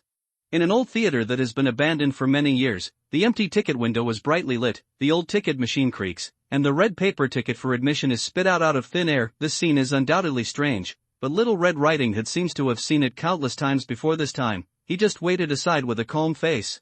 After a few seconds, the creak of the old ticket machine stopped, and 3 consecutive admission tickets fell into the window. Little Red Riding Hood was stunned for a moment. Instead of reaching for the ticket, she knocked on the glass of the ticket office again. Wait, I want 4 tickets. 4 people to enter. However, there was no movement in the ticket window. After another 2 or 3 seconds, just when Little Red Riding Hood was about to tap the glass again, the lights in the compartment flickered a few times, and then returned to darkness. Only 3 red paper admission tickets were left lying quietly in the dusty window. Yu Shang looked at this scene in astonishment, counted the number of people present, and looked at Little Red Riding Hood with some confusion. What is going on? I don't know, this kind of problem has never happened before, Little Red Riding Hood said hesitantly. She reached for the bill and glanced at Sir Beaver and Irene. The entrance to the museum has the characteristics of communication. When the sun goes down, after that, on every hour and half hour, it was able to accurately identify and respond to eligible admission requests, and there was never such a deliberate error situation. Yu Sheng frowned and glanced twice between the 4 people including himself. Then he was suddenly startled and his eyes fell on Irene. The little doll twisted around. What are you doing? Yu Sheng's tone was hesitant. Children under 1 meter are free of charge? Irene was stunned for a moment, then suddenly realized, she was about to jump up and bite. You are just a child. Your whole family is a child. You will be a child all your life. Do you know how much your words hurt a mature lady? Yu Shang used his hands and feet to suppress Irene's jumping while looking up at Little Red Riding Hood. Do you think my guess is reasonable? Little Red Riding Hood was still stunned at this time.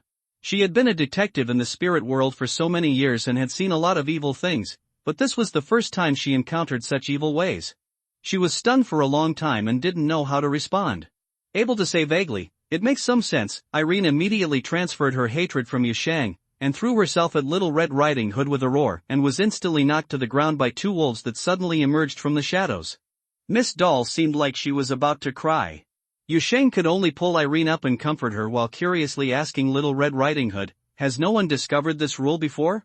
Little Red Riding Hood smiled bitterly. "No matter how crazy people are in our profession, let infants and young children less than 1 meter tall go on missions."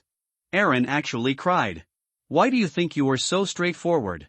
Yu Shang hurriedly comforted the doll lady, and glanced helplessly at the girl in red opposite him. "Then what should we do now? Without 1 ticket to enter, Irene will you follow us into that museum? Or is there really a free ticket clause in the rules, and she will still be eligible to enter? It's hard to say, you'll have to try to find out," Little Red Riding Hood said after careful consideration, and at the same time distributed the tickets to Yu Sheng and Huli, but then she still glanced at the dark ticket window with some suspicion, muttering to herself.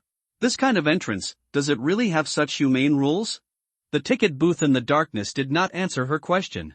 In the huge old theater, only the corridor leading to the theater suddenly lit up with not very bright lights, as if urging the audience who had obtained the tickets to enter as soon as possible. "Let's go, the passage is open." Little Red Riding Hood immediately put away her random thoughts and turned towards the illuminated passage. At the same time, she waved her hand to the student, "Follow me and don't do anything unnecessary." Yu Sheng immediately put on a serious expression, and even Irene gritted her teeth and calmed down, and followed Little Red Riding Hood with Huli towards the long and narrow passage. The light extended with the footsteps of a group of people, gradually illuminating the depths of the theater. Gradually, Yu Sheng seemed to hear footsteps coming from around him, more and more footsteps, as if there were many invisible audiences, walk with him in this dim corridor, heading towards the theater where the performance is about to begin. But after a while, those footsteps disappeared again. A door appeared in Yu Sheng's field of vision. The door was half opened, and the lights were bright inside. You could see rows of neatly arranged seats and a stage at the end of the seats. Little Red Riding Hood raised the paper admission ticket in her hand, raised the ticket into the air. Like me, if you hear scolding when entering, stop immediately, and let's return to the entrance together. That means admission failure. Forcing entry will cause the entity security to be generated in the museum, which is very dangerous. Yu Sheng immediately increased his vigilance, and together with Hu Li, he imitated Little Red Riding Hood and raised the ticket in his hand, as if to show it to an invisible staff member at the door, and then slowly walked through the half-open door. He didn't hear the yelling, and neither did Aaron. They walked into the theater, passed through the rows of dusty red seats from the back, and walked to the end of the auditorium, where they sat down closest to the stage. "These clothes need to be washed when we go home," Yu Sheng muttered to Irene in a low voice. "This chair is too dirty. I should have brought some old newspapers with me if I had known." Little Red Riding Hood heard his muttering. Suddenly cast a somewhat surprised look. She still couldn't adapt to Yu Sheng's thinking, which although based on reality, seemed particularly weird when it came to exotic operations. At this moment, a rapid ringing sound came from outside the theater. The lights in the auditorium quickly dimmed as the bell rang, and the spotlight above the stage lit up with the sound of the relay. Bright beams of light pointed at the stage. The next second, Yu Sheng heard applause, intensive applause, whistles, cheers, and various sounds suddenly sounded from the empty auditorium, like a sudden wave, rushing towards him from all directions. He looked around amid the applause and felt the heat of the spotlight burning above his head. Beaver, Eileen and Little Red Riding Hood stood near him, taking center stage with him. Just as the information says, enter the old theater and sit in the audience with your ticket. When the applause starts, the ticket holder will change from an audience off the stage to an actor on the stage, and the museum night will follow. Open to applause. All this will continue until the night is over, or the performance on the stage makes those invisible applauders feel particularly satisfied, or the actors on the stage unfortunately become new collections in the museum. Various sets rose up from around the stage, beige walls, roofs with reliefs in colorful patterns, dark green and dark blue floors extending out, doors, showcases, and rooms.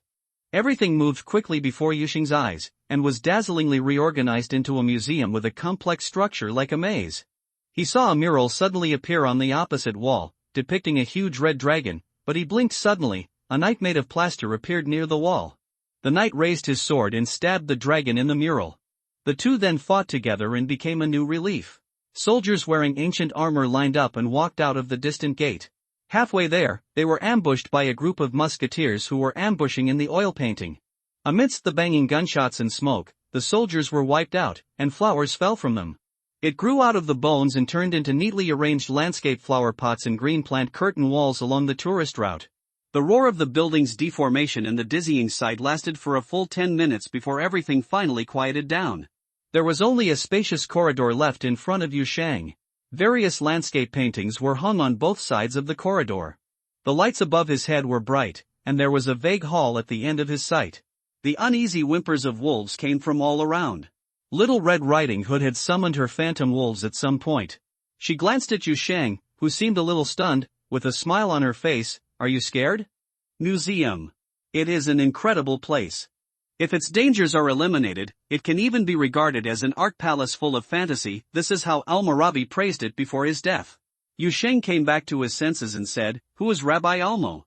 An artist from out of town, well known outside the border area, died in a museum for the pursuit of art.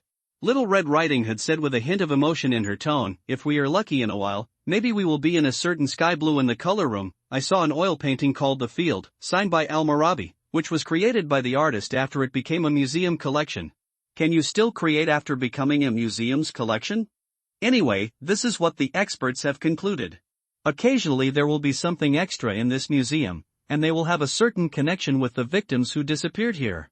Sometimes they are portraits or sculptures of the victims themselves, and sometimes they are portraits or sculptures of the victims themselves. The generally accepted view is that this is a museum collection and creation mechanism for artworks signed by victims, but don't worry too much. The danger level here is only level 2. As long as you abide by the rules and don't directly follow the security guard. Confrontation: do not enter the dangerous room. the museum itself will not take the initiative to kill people, it is relatively peaceful. Yu Sheng suddenly had a new understanding of peace in the worldview of these spiritual detectives and investigators in the border area. How can such an evil and weird place be described as peaceful?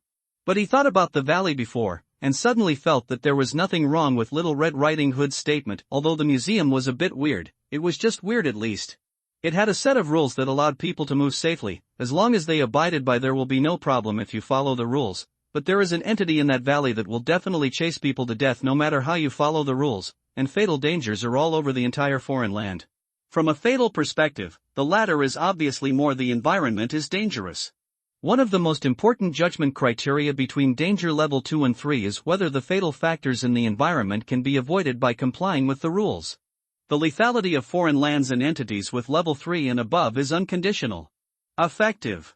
The thing we are looking for is a statue called the Weeper. It is a small statue. The specific size will vary between 15 and 25 centimeters. Little Red Riding Hood carefully observed the situation in the corridor. While whispering to Shang and Huli, the content of the statue is a bust of a woman covering her face and crying, with abstract lines and a hollow back. Normally, this small statue would be placed in a separate white hall.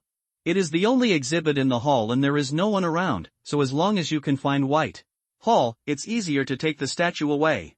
Yu Sheng followed Little Red Riding Hood, observing the museum curiously, and asked casually, I have a question, what does the Society of Oddities want this thing for? Who knows?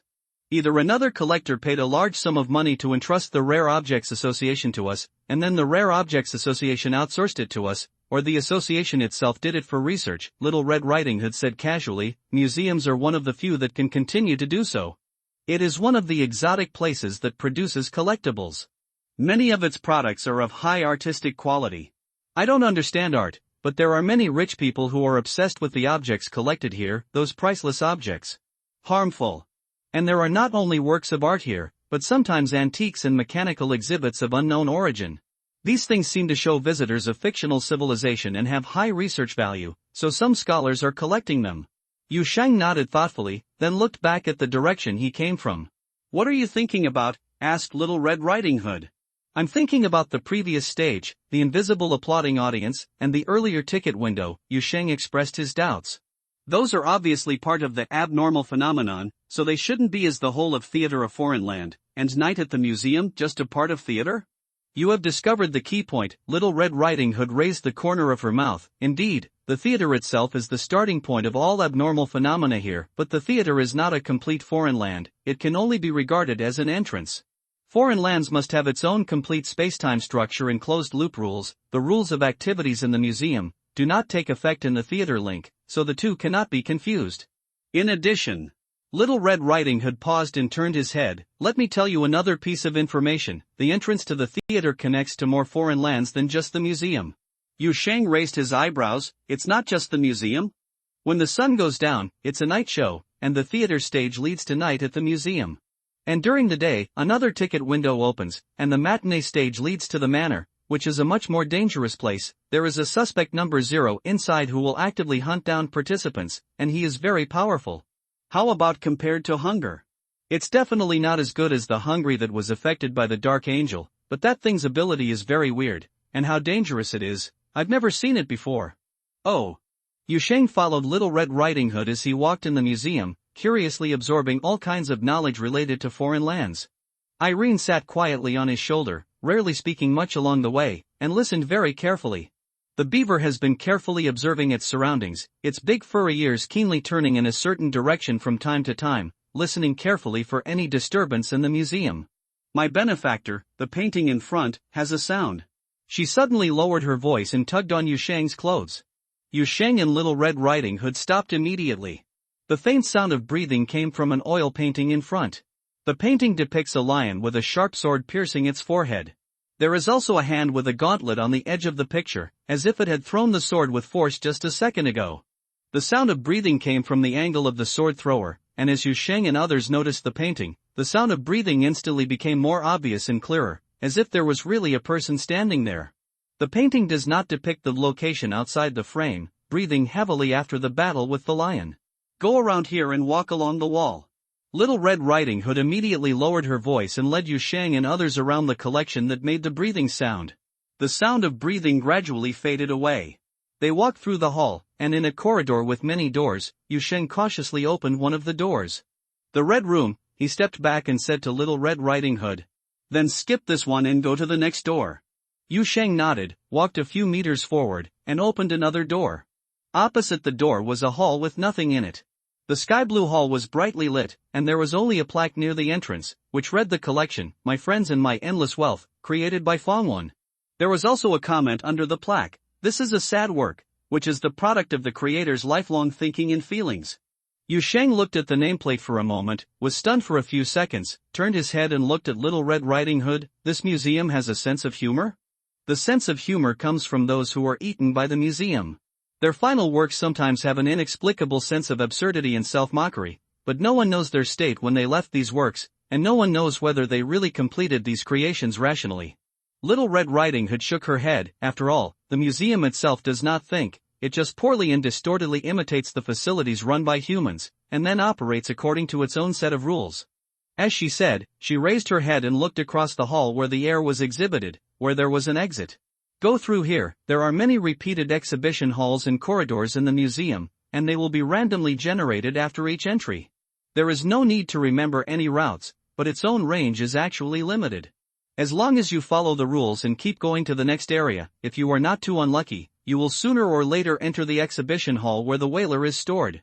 Yusheng nodded and walked forward with Hu Li. However, just as he was about to cross the center of the hall, a sudden, monotonous sound of footsteps from the opposite passage suddenly stopped him. The next moment, he saw several staggering figures.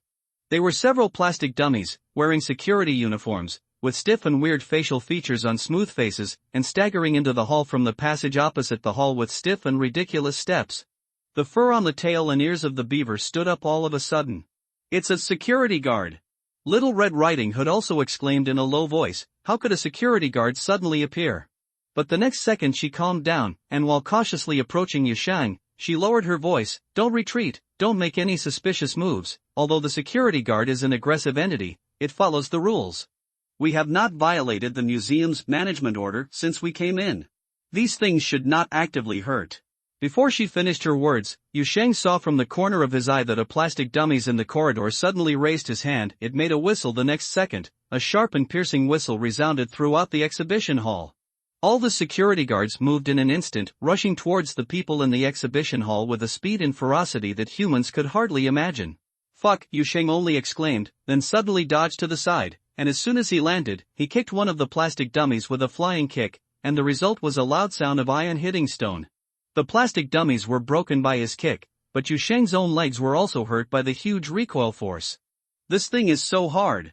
It's like it's made of fucking stone. Yusheng couldn't help but yelled, and almost at the same time, dense black lines spread out from the hands of the little puppet on his shoulder, and firmly imprisoned another security guard who rushed out of the passage in midair. Huli pounced on it fiercely, and directly tore the temporarily imprisoned security guard into several pieces with his bare hands, and then turned around and hit the head of the plastic dummy with his tail.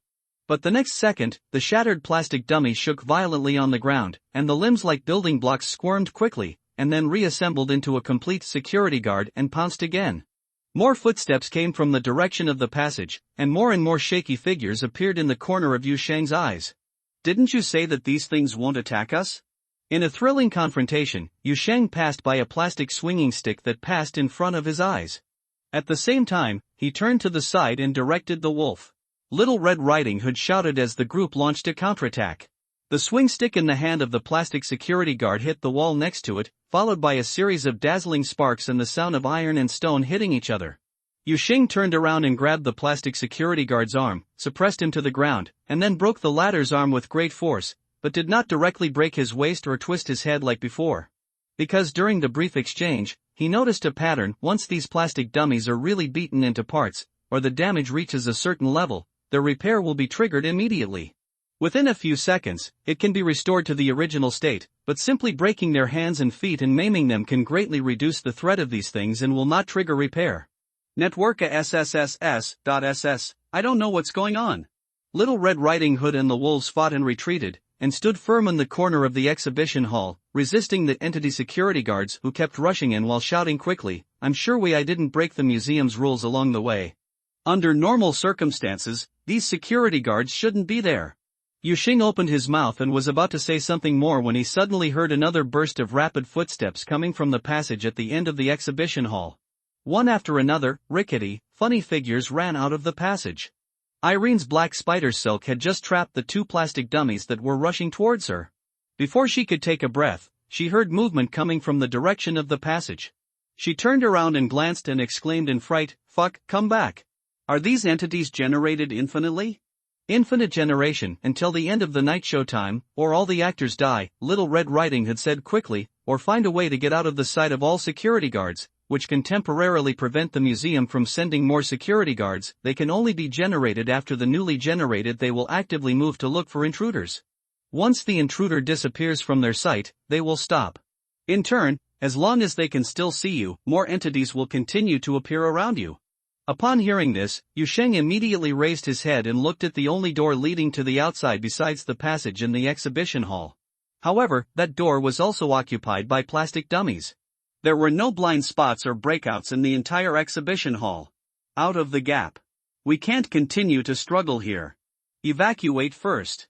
Evacuate to a place without security." Yusheng thought quickly and shouted loudly to the others, then quickly ran towards the direction of Little Red Riding Hood and the wolves. "Everyone move closer to me. A beaver, clear a space. Block that passage temporarily." Huli immediately agreed, and then with a buzz sound, the fox's tail suddenly opened.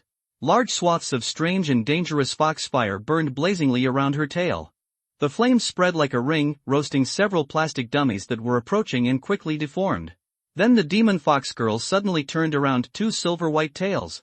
A strong flash of propulsion suddenly erupted, leaving the body of the demon fox, roaring and screaming as it flew towards the passage not far away.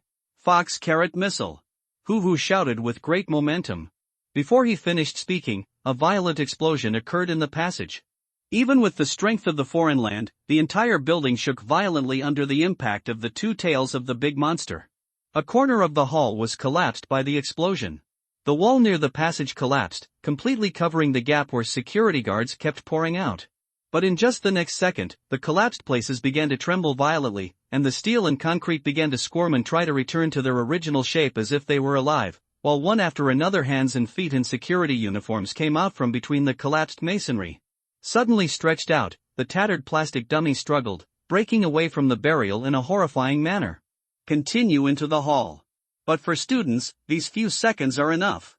He carried Irene on his shoulders, stretched out his hand and opened an illusory door that shimmered with light. "Go from here." For him, there is no gap in any siege or encirclement. If it doesn't exist, you may not be able to defeat it if you fight, but you can definitely escape if you run. With trust in life, Little Red Riding Hood led the wolves directly through the door without hesitation. Then the beaver also retreated. Before getting into the door, she hugged one of her tails and used the tip of the tail was aimed at the remaining entity security guards who were still rushing towards the hall. Balls of small fox fire shot out from the tip of the tail like machine gun bullets. Click, click, click, click, click, click, click. Fox Carrot Machine Gun. The demon fox girl held her tail and fired while taking a moment to turn her head and glance at Yusheng. Said quickly, "Yusheng, what a stupid name you have, hurry in." Huli immediately said "oh," held his tail and swept the hall for the last time. After completing the fire suppression, he turned around and jumped into the door. Yusheng also took Irene with him to prepare to pass through the gate. But at this moment, a plastic dummy that had been hiding in the blind spot of Beaver's shooting suddenly climbed up from the side. Its body was deformed and twisted due to the burning of the fox fire, and its strangely stiff face shrank and twisted due to the high temperature, as if it looked angry, dragged its deformed hands and feet, swooped over and grabbed Yusheng's ankle. The powerful ones are like hydraulic pliers. Yusheng didn't care, dragged the twisted plastic mannequin across the door, and cut off the passage before the latter followed. The plastic mannequin's arm was cut off by the door instantly. The surroundings became quiet, and the frantic rush of security guards, the explosion of fox carrot missiles, and the burning hall seemed like a distant illusion. But Yusheng had gradually become familiar with this. Every time he crossed the door, he would have a sense of unreality of a drastic change in the environment, and it was not the first or second time. He raised his head and saw spacious corridors on both sides. Glass cabinets for storing regular collections were arranged on both sides of the corridor. Little Red Riding Hood was observing the surroundings alertly. 7 or 8 shadowy wolves appeared in the air around her. Huli held a tail in each hand and was alert to the movement at the end of the corridor, looking at the same posture as the dual-wielding Barrett. Those security guards did not chase after him, and no new entities were generated in the surrounding air. As Little Red Riding Hood said, as long as they could get out of the sight of all the security guards at the same time, the museum's hunt would temporarily stop. "This is a corridor we walked through before." Little Red Riding Hood broke the silence. "I thought you would just open the door and leave this museum." "That means we've been here for nothing tonight. The blockers and inducers you took before coming here are also wasted. From what you said, they should be quite expensive," Yu Sheng exhaled, "and don't you think it's strange? Why did those security guards suddenly attack people? This is different from the information you had before. There must be something wrong in this museum. I feel uneasy if I don't investigate it." Under normal circumstances, the most cautious option is to find a way to evacuate as soon as possible once you find that there are unknown changes in the foreign land. Little Red Riding Hood glanced at Yu Sheng, but then changed her tone. "But you're right, then it's a waste of time. When the risks are controllable, continuing to investigate the changes in the foreign land can sometimes yield great rewards. Well, if the situation is really bad, let's just go out from here." Yu Sheng nodded, and then his eyes fell on Huli beside him. The fox girl gave him a smug smile, obviously very satisfied with her performance in the sky blue exhibition hall. "You showed off your skills, not bad." Yu Sheng had to praise you, but he couldn't help but complain. "It's just that your skill, how come it suddenly has a name? Who gave it to you?" "Aaron," Huli said happily, betraying his friend without hesitation. "I described to her the various uses of my tail, and she gave me a lot of names. I have another move under development, called Fox Carrot Rush." Yu Sheng turned his head and looked at Irene on his shoulder before the other party finished speaking. "I knew it was better than others. What a bad name you gave it." "I have been thinking about it carefully for a long time. How can it be a bad name?" Irene was a little tired because of the continuous activation of abilities a second ago, but now she stood up straight, put her hands on her waist and said confidently, "Look at her tail, isn't it image-like?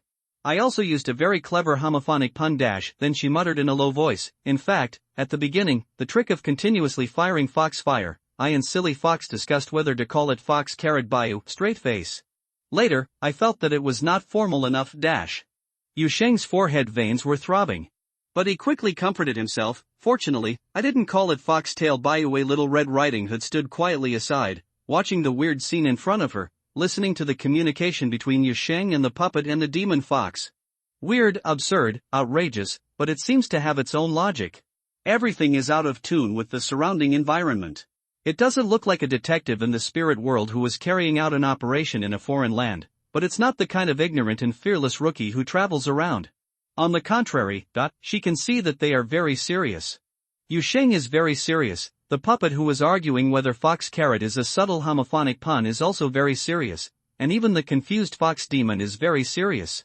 They take this place very seriously, treat what they do here in the situations they have to face, but with a way of thinking and attitude that normal people don't have.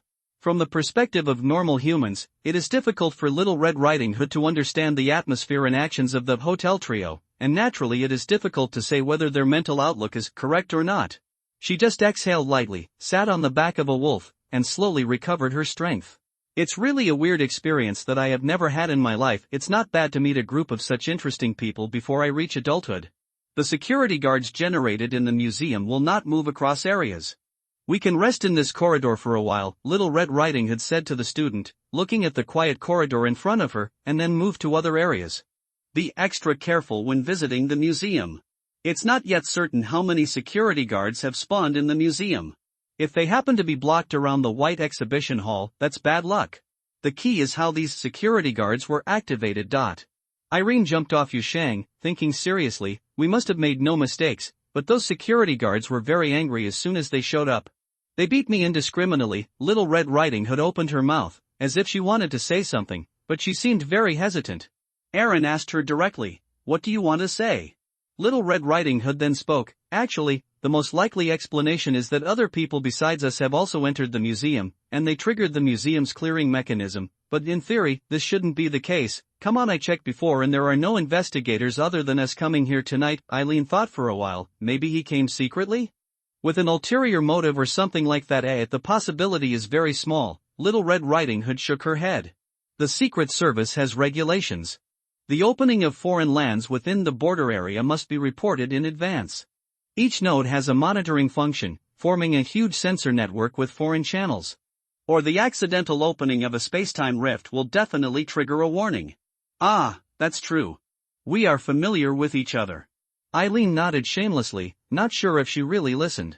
Then she turned her eyes and focused on Yusheng. Yusheng was squatting on the floor at this time, picking up a somewhat twisted plastic arm. This is what the security guard who rushed to catch him at the last moment after crossing the gate left behind. The door cut off this arm, probably because it was too far away from the main body. This arm has now completely lost its activity. Like the parts that fell off a real plastic mannequin, it was motionless at the moment. Yusheng curiously observed this stump cut off from the body, and then tapped it on the ground, making a hollow sound. It's plastic, looks like plastic, feels like plastic, but I don't know if it will taste like plastic when you take a bite. Just as Yusheng had this weird thought running through his mind, a horrifying cry from the little doll came from the side. Hey! Yusheng, what are you doing? That thing is made of plastic. Can't eat it. Nonsense, of course I know this is inedible, I'm not outrageous enough. Yusheng rolled his eyes at the doll helplessly. Even if it's not plastic, I won't eat it. Those security guards in Houseway, they are all in human form. I decided not to speak. I'm just a little curious about how these entities move. Eileen immediately patted her chest. It's okay, it scared me to death, I'm telling you. I wouldn't be surprised if you took out the pot and stewed this thing on the spot. Yusheng looked helpless. Is this the image I have in your mind? Little Red Riding Hood looked on with horror. She was not shocked when Irene shouted, this is inedible, but she recalled in horror the last time she went to Wutong Road 66 when she saw the plate of fried meat. She even suspected that Yusheng was really considering whether the arm was edible or at least considering its taste. Then she saw Yusheng suddenly take out a small knife from his pocket and make a small cut on his arm. Drain the blood and smear it on the plastic arm. A feeling of horror and weirdness that was completely different from he was going to eat it emerged from the bottom of his heart, and Little Red Riding Hood exclaimed, what are you doing? Try to see if you can master some information and establish some advantages, Yusheng said casually while carefully smearing the blood. My blood can establish connections with many things, including entities, but I just don't know that this kind of blood has been cut off. The limbs still don't work. Irene, who was standing next to her this time, was much calmer. She had already resisted Yusheng's evil manipulations. She even explained to Little Red Riding Hood, Yusheng's blood is very strange. Huli and I have been exposed to it. Through his blood. So seriously, you really don't want to take a bite? Yusheng turned to look at Little Red Riding Hood and stretched out his arm. While the wound hasn't healed yet, I'll tell you that my wound heals very quickly. If you don't come, it will be gone. Little Red Riding Hood immediately jumped off the wolf and took several steps back. No. Then she turned to look at Huli, who had never spoken. She intuitively thought that this big demon fox was probably the one with the most normal outlook among the hotel trio. Don't you think this is a big deal? What's wrong? Huli just looked at Yusheng with admiration on his face. My benefactor's magic is so good, that's what the magic of witch blood is like. Little Red Riding Hood was confused. She didn't know what the witch blood technique the other party was talking about was. After all, she was only a high school student, and she hadn't had much interaction with people who cultivated immortality so far. On the other side, Yusheng noticed that the blood he had smeared on the plastic arm was being absorbed at a speed visible to the naked eye. It seems to be working, he muttered softly. Really? Irene on the side immediately came over and looked at Yusheng expectantly. What did you see? What did you see? Do you understand why those security guards suddenly went crazy? The vague connection just established cannot detect such complex information. Yusheng waved his hand while speaking, signaling the doll to be quiet, and then he concentrated more and more, sensing the weak connection between himself and this museum established by blood. He slowly narrowed his eyes, imagining his perception extending in the void, imagining his eyes passing through this long corridor, through those doors and exhibition halls, among the countless collections. He was looking for the source of the arm, looking for other breaths similar to the source of the arm. Suddenly, he sensed their existence. He even felt as if he was among them. He was wearing a security uniform, his body was crooked, and there were plastic dummies standing around him wearing the same security uniform. But this was just a short illusion. Just like when he sensed the action of hunger, Yusheng knew that he had mistaken the information transmitted through the blood as an extension of his limbs. The connection between him and this museum has not reached this point yet, but if this connection continues to strengthen, it is not certain whether this feeling is still an illusion. Perhaps it is just like the feast in the valley at that time. He can really become those security guards standing in the exhibition halls and corridors for a short time. Most of the security guards are concentrated in this direction, 2 forks away from us. Yusheng suddenly opened his eyes and raised his hand to point in a certain direction on the side of the corridor. Now they are all still, as if they have not received any further instructions for action. There are also a few sparse ones, distributed in several exhibition halls in the distance, and they don't seem to have the tendency to take the initiative to act. Little Red Riding Hood slightly widened her eyes, her face full of disbelief. This was the first time she had such an intuitive understanding of Yusheng's ability. The last time they fought side by side in the Night Valley was more like a hand in the chaos, and the information she perceived at that time was really limited. Of course, she realized how useful this ability was at the first time. It only takes one contact, and only needs to find an opportunity to implant her blood into the target's body to establish a stable sensing and be able to grasp the intelligence of entities in the foreign land in advance, and grasp their current location and status. What significance this has for spiritual detectives and investigators is self-evident. And then, Little Red Riding Hood thought of the second question: does this ability work for humans as well? Somehow, she suddenly thought of Yusheng's invitation to have a bite. The girl felt a little hairy, and quickly controlled the random thoughts in her mind. She shook her head and spoke quickly. Then we can avoid direct contact with those entities. Can you only sense the location of those security guards? Can you sense the situation in each exhibition hall, by the way? For example, look for the White Exhibition Hall. No, Yusheng shook his head. The connection is still very shallow, and it is mainly established with the security guard.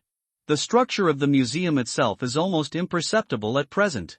While speaking, he cut a small cut on his arm. The previous cut had healed, and smeared his blood evenly on the nearby walls and floors in an experimental mentality. The blood quickly seeped into the floor tiles and wall skin, but Yusheng hardly felt any changes. I guess the amount is not enough, he said seriously. I guess I have to smear myself all over this place 3 or 4 times. The expression on Little Red Riding Hood's face was more than just terrifying.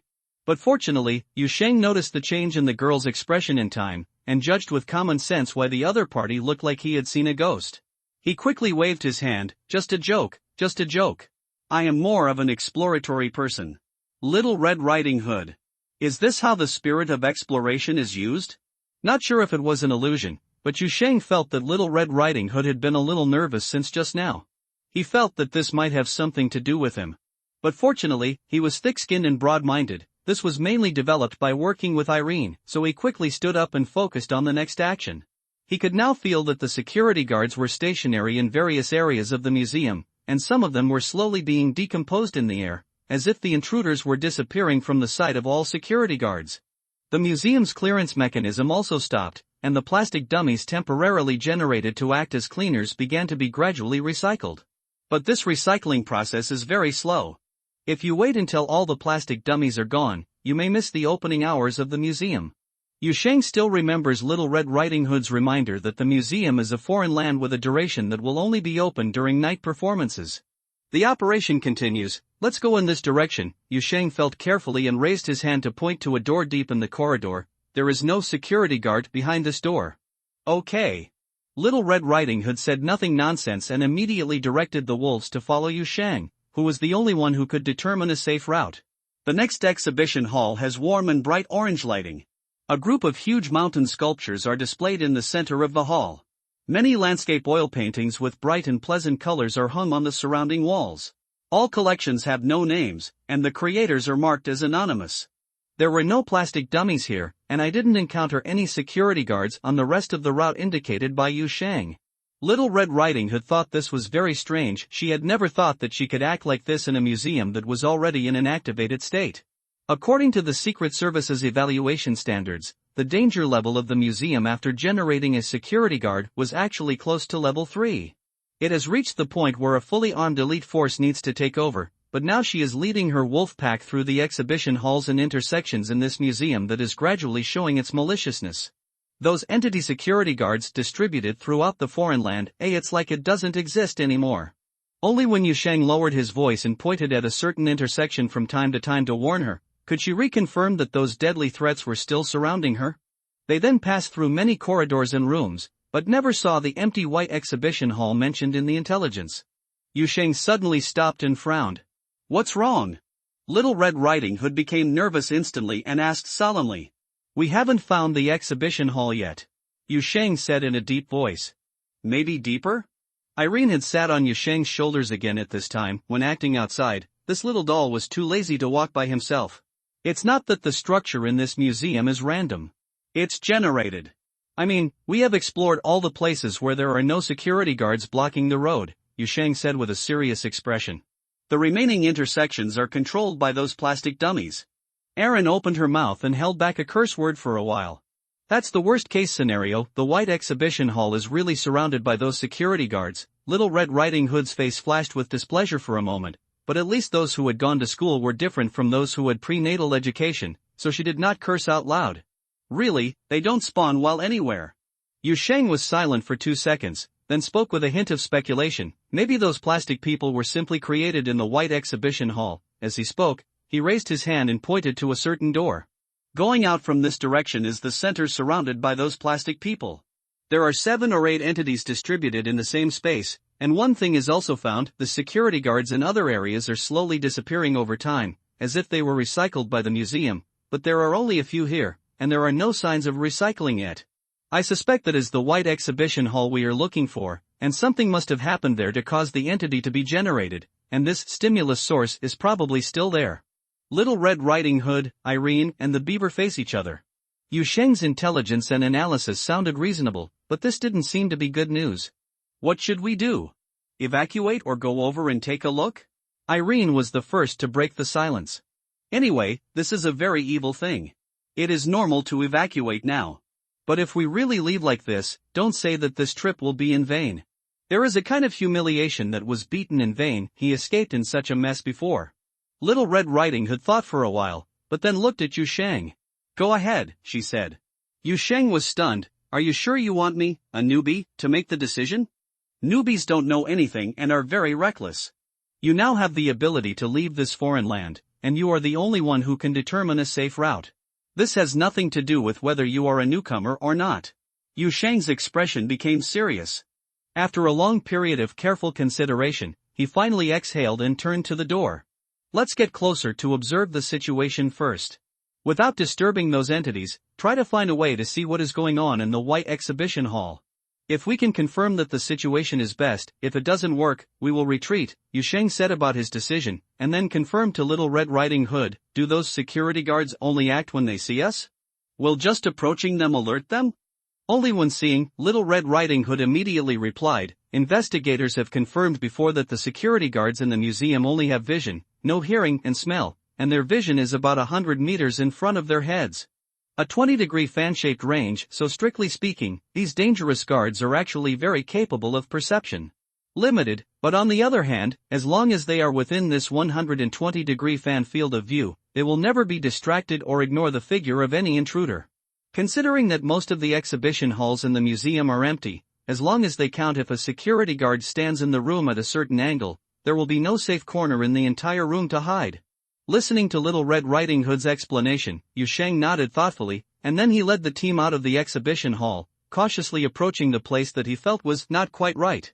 The group soon passed through another, repeating corridor that was almost the same as the one they had seen before, and saw an exit at the end of the corridor. Yusheng stopped when he was still some distance away from the exit. It's the White Room. Eileen's sharp eyes caught a glimpse of the scene on the other side of the half-open door. Yusheng, on the other hand, really felt the aura of the security guards at the end of the corridor, and even saw a small section of dark blue security uniforms exposed from the edge of the door. The situation was just as he expected. The entity was generated from the White Exhibition Hall, and up to now, the entity in that exhibition hall has not shown any signs of fading away. Little Red Riding Hood on the side suddenly frowned and her nose twitched slightly. Blood. She whispered, her expression becoming extremely serious. I smell it too, Huli nodded, it's very fresh. The smell of blood, corpses, and death was heard in the White Exhibition Hall. The entity security guarding the museum used this as a source to generate a sense that something had happened. But from this angle, it is still unclear what is going on in the hall. If you continue to move forward, you may alert the entities guarding inside.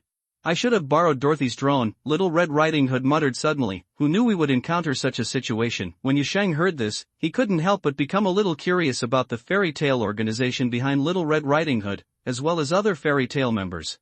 He did find some information related to this organization in the border communications, but he only knew about this organization.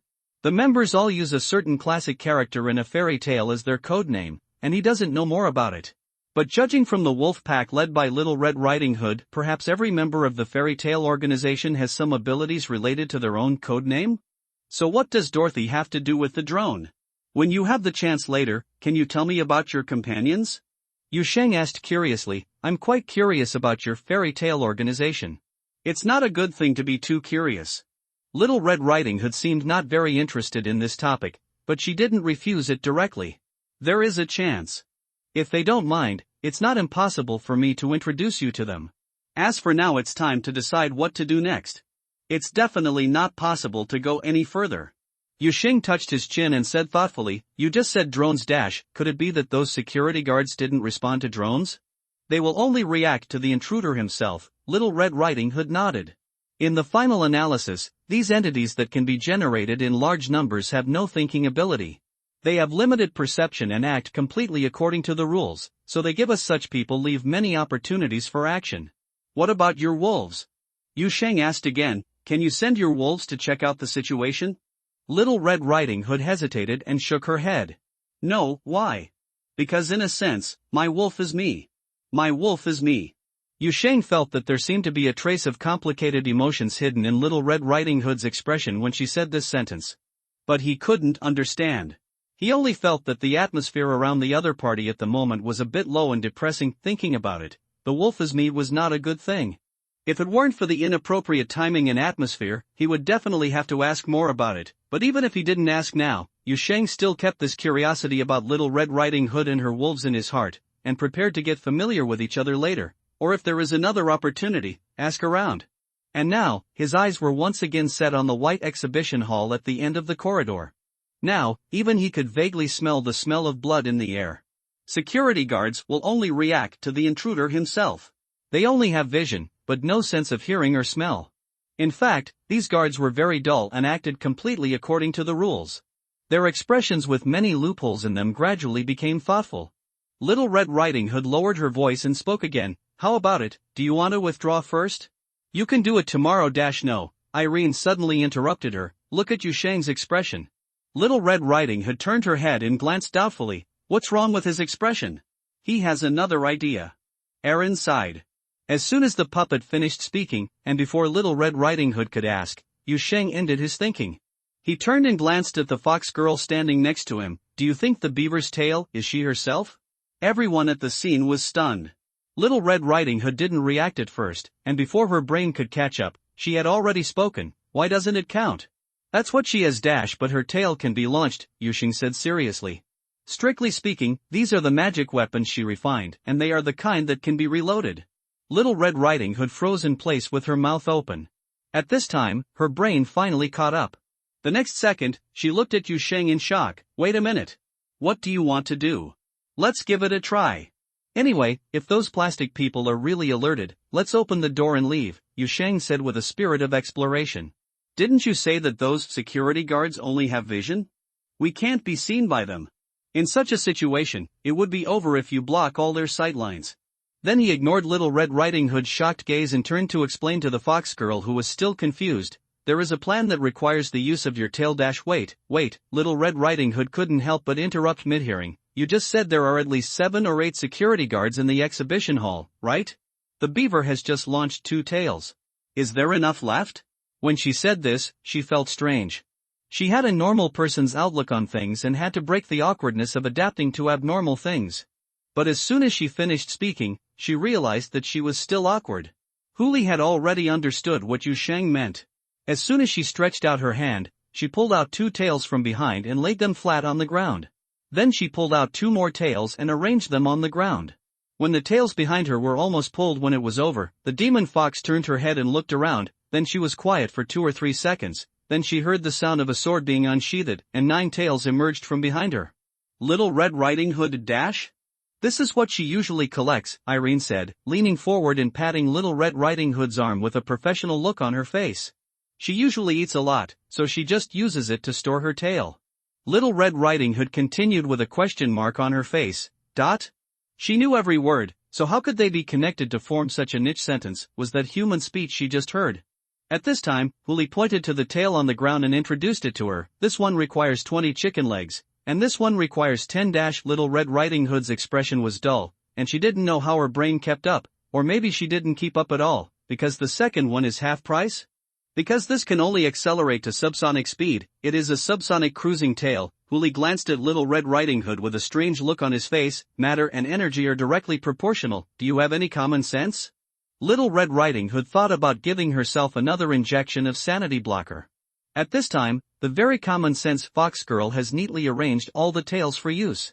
The fluffy fox tail floats a few centimeters above the ground in a posture that seems to be placed on the ground but is actually suspended close to the ground. There are dots of strange fox fire escaping from behind each fox tail, and they make a slight trembling sound, just like a rocket that is filled with fuel and ready to be launched. The moment such an association came to mind, Little Red Riding Hood felt that her life was over. She had probably been affected by the trio in the hotel, and her brain began to go abnormal. It's really dangerous to deal with entities even if Yu Sheng looks at people and animals as harmless.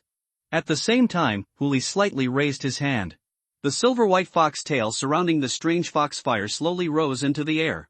These refined treasures could originally fly at subsonic or even supersonic speeds, but now, under the careful control of the demon fox, they fly slowly through the museum corridors in a slow and cautious manner that is extremely spiritual. If those security guards don't respond later, block their sight. Let's go in and check the situation. If they suddenly move, just roll up the things in the center of the exhibition hall and withdraw them as quickly as possible. Let's open the door and leave. While Yu Sheng watched the fox girl's high-precision control, he reached into the air, and an illusory door that glowed was formed in his hands. I'll prepare the door first and wait for your feedback. Yeah. Hooli nodded nervously, controlling his fox tail to poke his head into the white exhibition hall. Only Little Red Riding Hood still had a blank look on her face. She felt that she should be nervous. After all, the atmosphere was here, but she really couldn't be nervous. After all, the atmosphere was here. The brain couldn't keep up with the three concepts, and the three concepts couldn't keep up with the senses. I feel like I have a bug. Even her wolf had fallen into a sluggish state from just now. They didn't move at this moment. Hooli finally broke the silence, with a hint of joy on her face. I tried to block their sight at the same time. It should be fine. Only then did Yu Sheng finally relax a little. The illusory door disappeared silently in his hands.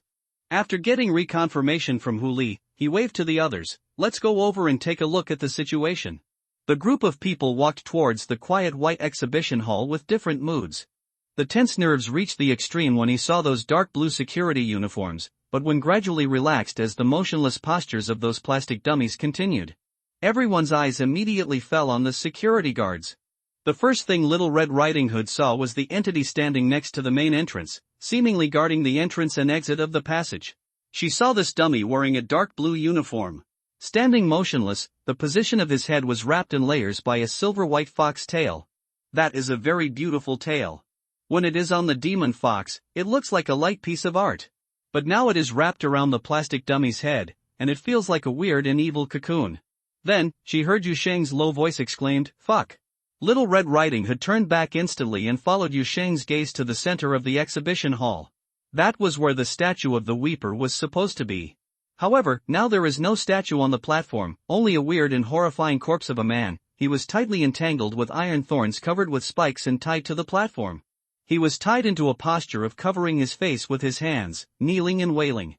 That posture was exactly the same as the posture of the Weeper statue mentioned in the documents. The victim has lost all his blood and looks like he has been dead for a long time. There is no figure of the murderer around him, and only the pungent smell of blood fills the entire exhibition hall. Yu Sheng felt his heart beat a few times. He was no stranger to death. After all, he had died suddenly not once or twice, but this was the first time that he faced such a tragic event from a third-party perspective. The scene itself was second to none, which made him feel even more shocked. This scene has a strong sacrificial and evil atmosphere.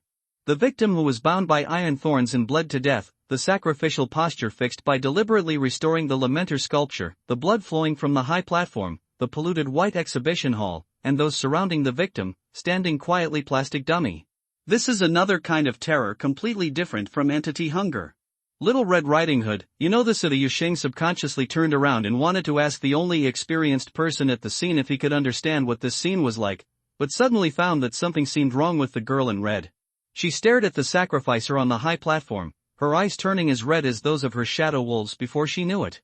A low chirping sound came from her throat, and there were tiny fluffs emerging from her cheeks and the back of her hands. The next second, Yu Sheng saw the shadow behind Little Red Riding Hood suddenly stretch and grow, and a huge beast emerged from the shadow. The beast stood upright, like a man in wolf's skin, and like it was swallowing a wolf. After possessing humans, a wolf with human bones and outlines, this hybrid of human and wolf rushed out of the shadows. There was no roar, no warning, no meaningless force-tweezing process, but a direct lunge forward. But instead of pounced on Yu Shenjai, he pounced directly on the unresponsive Little Red Riding Hood. It is difficult for a person to avoid the attack of his own shadow. Little Red Riding Hood had no reaction to the giant wolf in the shadow that came from behind. Her mind seemed to be firmly nailed in place by something, and her whole person was in a sluggish state. But Yu Sheng had reacted suddenly. He stepped on the ground as fast as he had ever burst out in his life, and even made a deep hole in the solid marble floor. Then his whole body jumped like a cannonball towards the girl in red. The next second he pushed Little Red Riding Hood away. He felt the sharp pain of being torn apart by sharp teeth on his shoulder. But before the weird giant wolf could bite another fatal blow, countless dark threads had quickly blocked all the space behind Yu Sheng. The threads pierced the wolf shadow, layer by layer, covering the seemingly incorporeal monster. After being restrained, another hot fox fire suddenly rose, and whose whole body was wrapped in the blue flame. It flew over Yu Sheng with afterimages and explosions, and hit the huge human-shaped wolf hard. The loud noise shook the entire exhibition hall. This was the headbutt thrown by Hu in a rage after eating a full meal. It was different from the head that knocked Yu Sheng to death. Yu Sheng felt that a strong wind was almost blowing him away, and the giant wolf was even directly smashed into a large splash by the demon fox girl's headbutt. Black shadows spread out like ink. However, just 2 or 3 seconds later, the black shadow regrouped. Pure physical damage seemed to have no effect on it. A headbutt that could pierce the armor of a main battle tank only caused the thing to disintegrate for a moment. It was human again. Standing up, his blurry and twisted head opened a pair of blood-red eyes, but his eyes fell on Yu Sheng. Its sharp teeth were still stained with Yu Sheng's blood, making it look particularly ferocious and strange. What the hell is this? Eileen gasped when she saw this, and then raised her hands, weaving the spiderweb like black thread again, trying to drag the unbeatable shadow, and at the same time shouted to Huli. He shouted, "Silly fox! Stop hitting me! This thing may not kill you." But the moment Irene finished speaking, the huge human-shaped wolf suddenly stopped and remained frozen in mid-air in a posture ready to pounce on Yu Sheng. Wolf roars came one after another, and the wolves that had stopped when Little Red Riding Hood fell into a sluggish state suddenly regained their mobility. They roared and fiercely pounced on the huge wolf silhouette frozen in the air.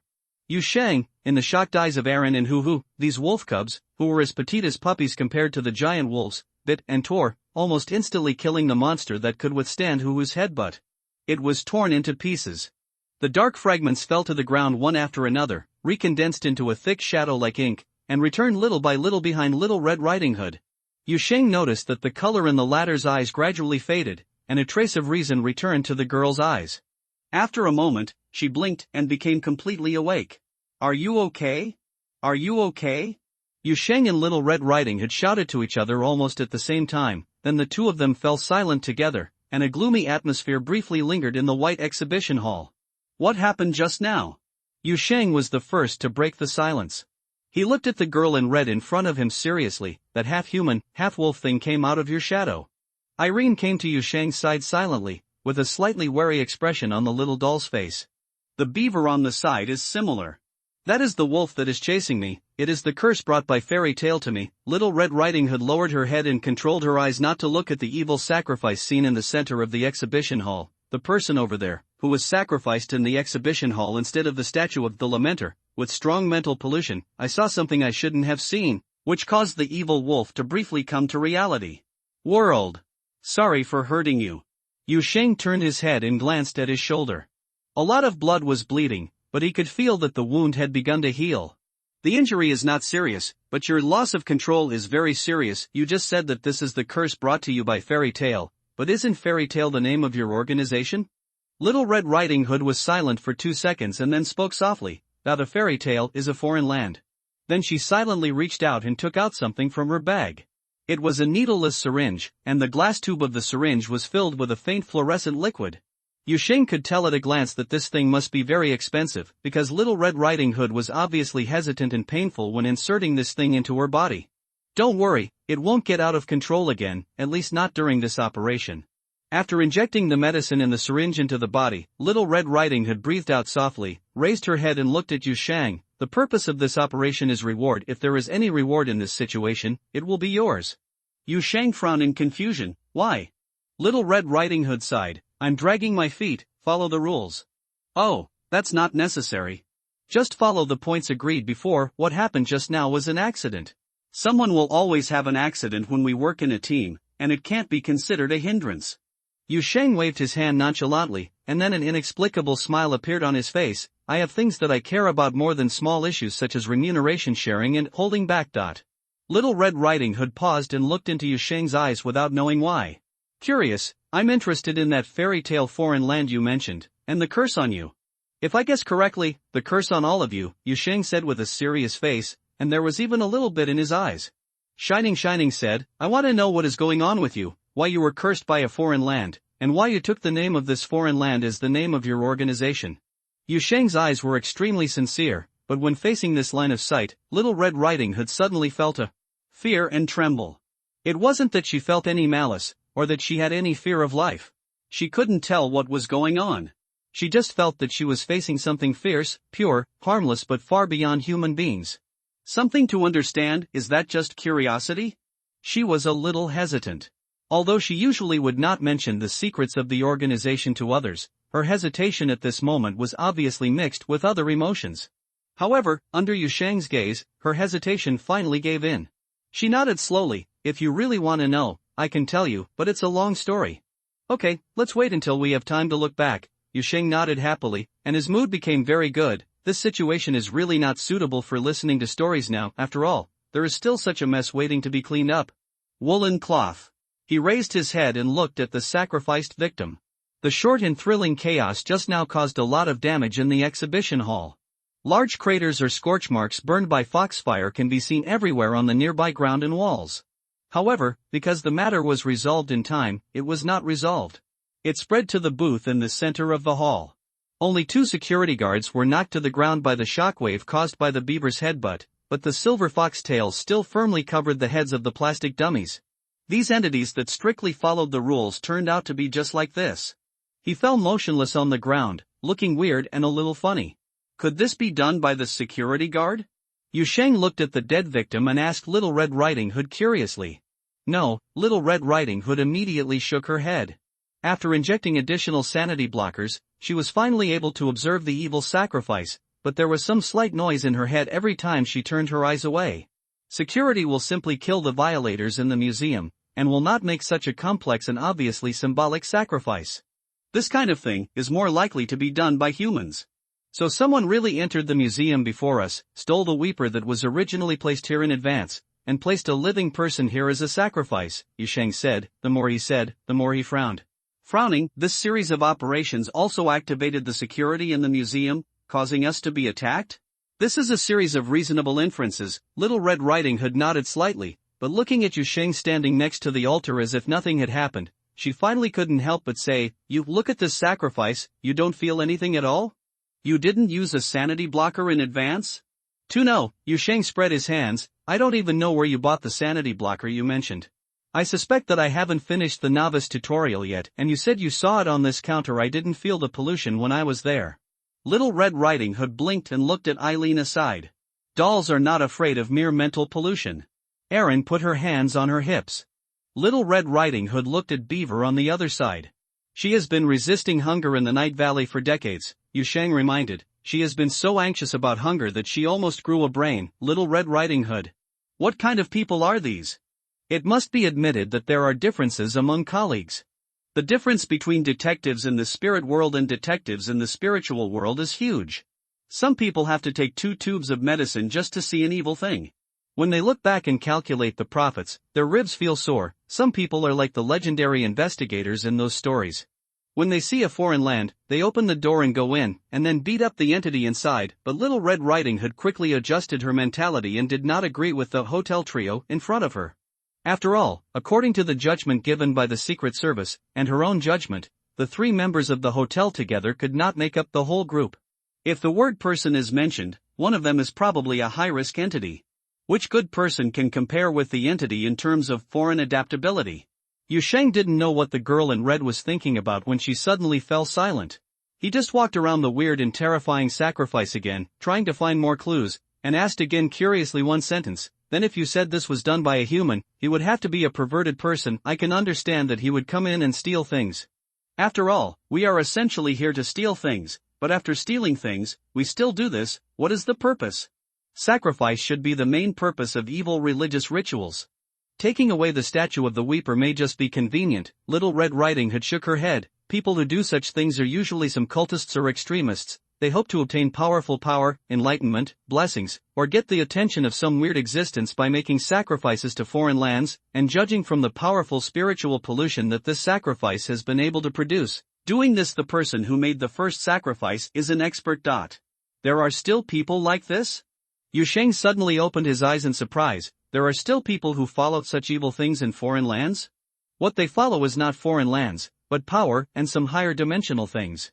Foreign lands are just the most convenient way for them to find the way to transcendence. Of course there are such people, and there are many. Little Red Riding Hood sighed and asked Yu Sheng, a newcomer who knows nothing, reveals another side of the truth about the world. Chongqing Hermitage, the Black Spot Group, angel cultists, and those converts gatherings who are wandering in foreign lands and don't know whether they can still be regarded as human beings can all do this kind of thing. She paused after saying this, and her expression became a little complicated. Foreign lands, many people have suffered greatly. There are places where this thing meets the border, and there are also worlds outside the border. We can save many people, but there are many more. Before people can be saved in time, they fall into the world of the other side and never come back. Those who were not saved but did not die either went crazy, were taken away by the groups I mentioned, or completely transformed into something other than human beings. The various influences in foreign lands have huge changes in the human mind. It is common to be seduced by power, beguiled by hallucinations, and controlled by false memories. Actually, if you think about it, you should know that there are so many strange alien and dangerous entities, and you have been in contact with them a lot. It is impossible for everyone to always be firm and abide by human nature. There will always be people who go astray, but it's just. Yu Sheng was listening carefully to this new knowledge. Hearing the other party's sudden stop, he subconsciously asked. It's just that this kind of illegal intrusion is unusual in the border area, Little Red Riding Hood said in a serious tone. The entire border area is monitored by the node network. How did the intruder in the museum sneak in? Then this will give the Secret Service people a headache. They set up the node. If there is a loophole in this thing, it will be great fun. Yu Sheng said, shook his head, and walked towards the sacrificial victim on the high platform. Little Red Riding Hood saw his move and immediately exclaimed, "What are you going to do?" "Put him down," Yu Sheng said naturally. "The man is dead. We can't continue to suffer this crime. I have seen it, so I can't just ignore it. Be careful of curses. It's best to leave this kind of thing to the deep dives of the Secret Service." Little Red Riding Hood subconsciously reminded, but she closed her mouth just in the middle of the sentence. The Secret Service's deep divers came in fully armed, and they may not have as much resistance as the man in front of them. "Do you need to protect the scene?" Yu Sheng turned around and asked Little Red Riding Hood curiously. Yes, Little Red Riding Hood thought for a while and nodded. "We'd better not move and leave this matter to professionals." Oh, when Yu Sheng heard that this made sense, he could only sigh with some regret.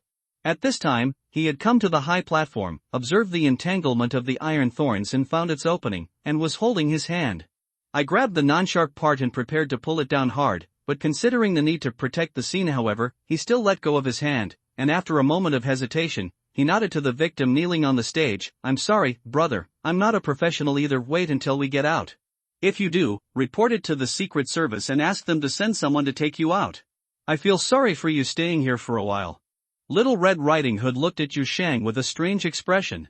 The latter quickly noticed this look and turned his head. "What's wrong?"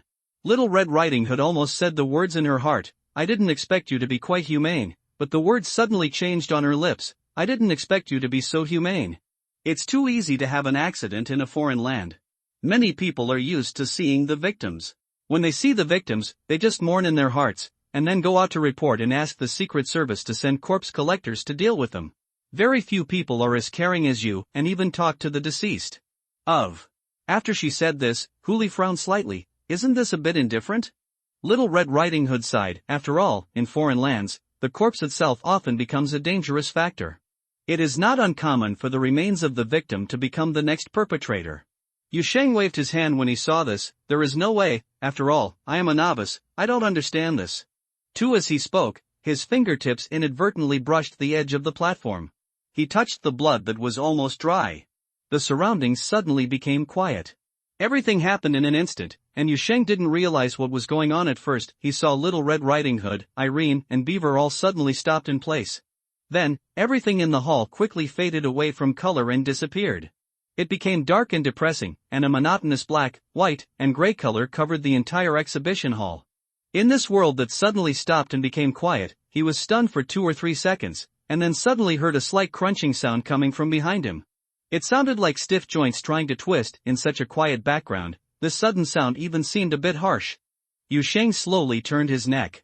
The corpse on the booth, entangled in iron thorns and bleeding to death, slowly turned its neck. One gradually became horrified, and the other's face was covered in blood.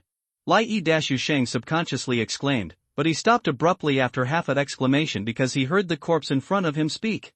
The one who killed me. The corpse's lips opened and closed, making a hoarse and difficult voice. The one who killed me was, although Yu Sheng still didn't understand what was going on, he was almost anxious to death when he heard this. Tell me the key points first. Don't pay attention to grammar. Then he saw the body and suddenly took a breath. The ones who killed me were angel cultists, 2 men. One was about 1.7 meters tall, had black fat, short hair, and glasses. He was in his 30s and had a mole on his forehead. The other was 1 meter tall. About 8 years old, very thin, with a bald head and a high nose. He is in his 40s and wears a silver watch on his left hand. They move while holding their hands. They kept repeating sentences such as "You will help come" and "The Savior will escape from the sea of a euro suffering."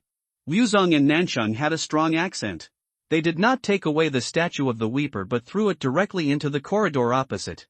It hurts me to death that they are not interested in that and just come to perform the sacrificial ceremony. This person spoke a lot at an alarming speed, and even seemed to bite his tongue once or twice in the middle. Then he suddenly relaxed, raised his head slightly, and looked at the roof of the white exhibition hall. He said softly and slowly like a murmur in a dream, Eternal peace has come to pick me up." He slowly lowered his head, returned to the weeper posture with his hands covering his face, and became completely still. Yu Sheng, he stood dumbfounded next to the table. The words that were spoken just now were so fast that he didn't even react. At this time, seeing the other party suddenly quiet down, he was completely confused. After 2 seconds then he couldn't help but say, "Hey, wait a minute. Can you say it again?" The door body did not respond to him. Instead, the black, white and gray in the exhibition hall suddenly disappeared. Irene, Beaver and Little Red Riding Hood, who were still in a still state just now, also recovered in an instant as if nothing unusual had happened. Irene was the first to notice the slight change in the expression on Yu Sheng's face and the atmosphere on his body. She looked at Yu Sheng curiously. "Hey? What's wrong? So serious all of a sudden?" Yu Sheng suddenly woke up, then took a breath and turned to look at Little Red Riding Hood. The murderers were angel cultists, 2 men, one was 1.7 meters tall, black, short hair, wearing glasses, in his 30s, and had a mole on his forehead. There was also a thin, bald man who was about 40 years old with a tall nose and a height of 1.8 meters. He was wearing a watch on his left hand. The two of them kept saying something like "help come" and "the savior escapes the sea of a euro suffering." I can't remember clearly, but it probably meant something like this. The Wudao River or some other river in Nanchang has a strong accent, and the statue of the Weeper was thrown into the corridor across the way. I almost forgot about it. Little Red Riding Hood was confused. "Aha,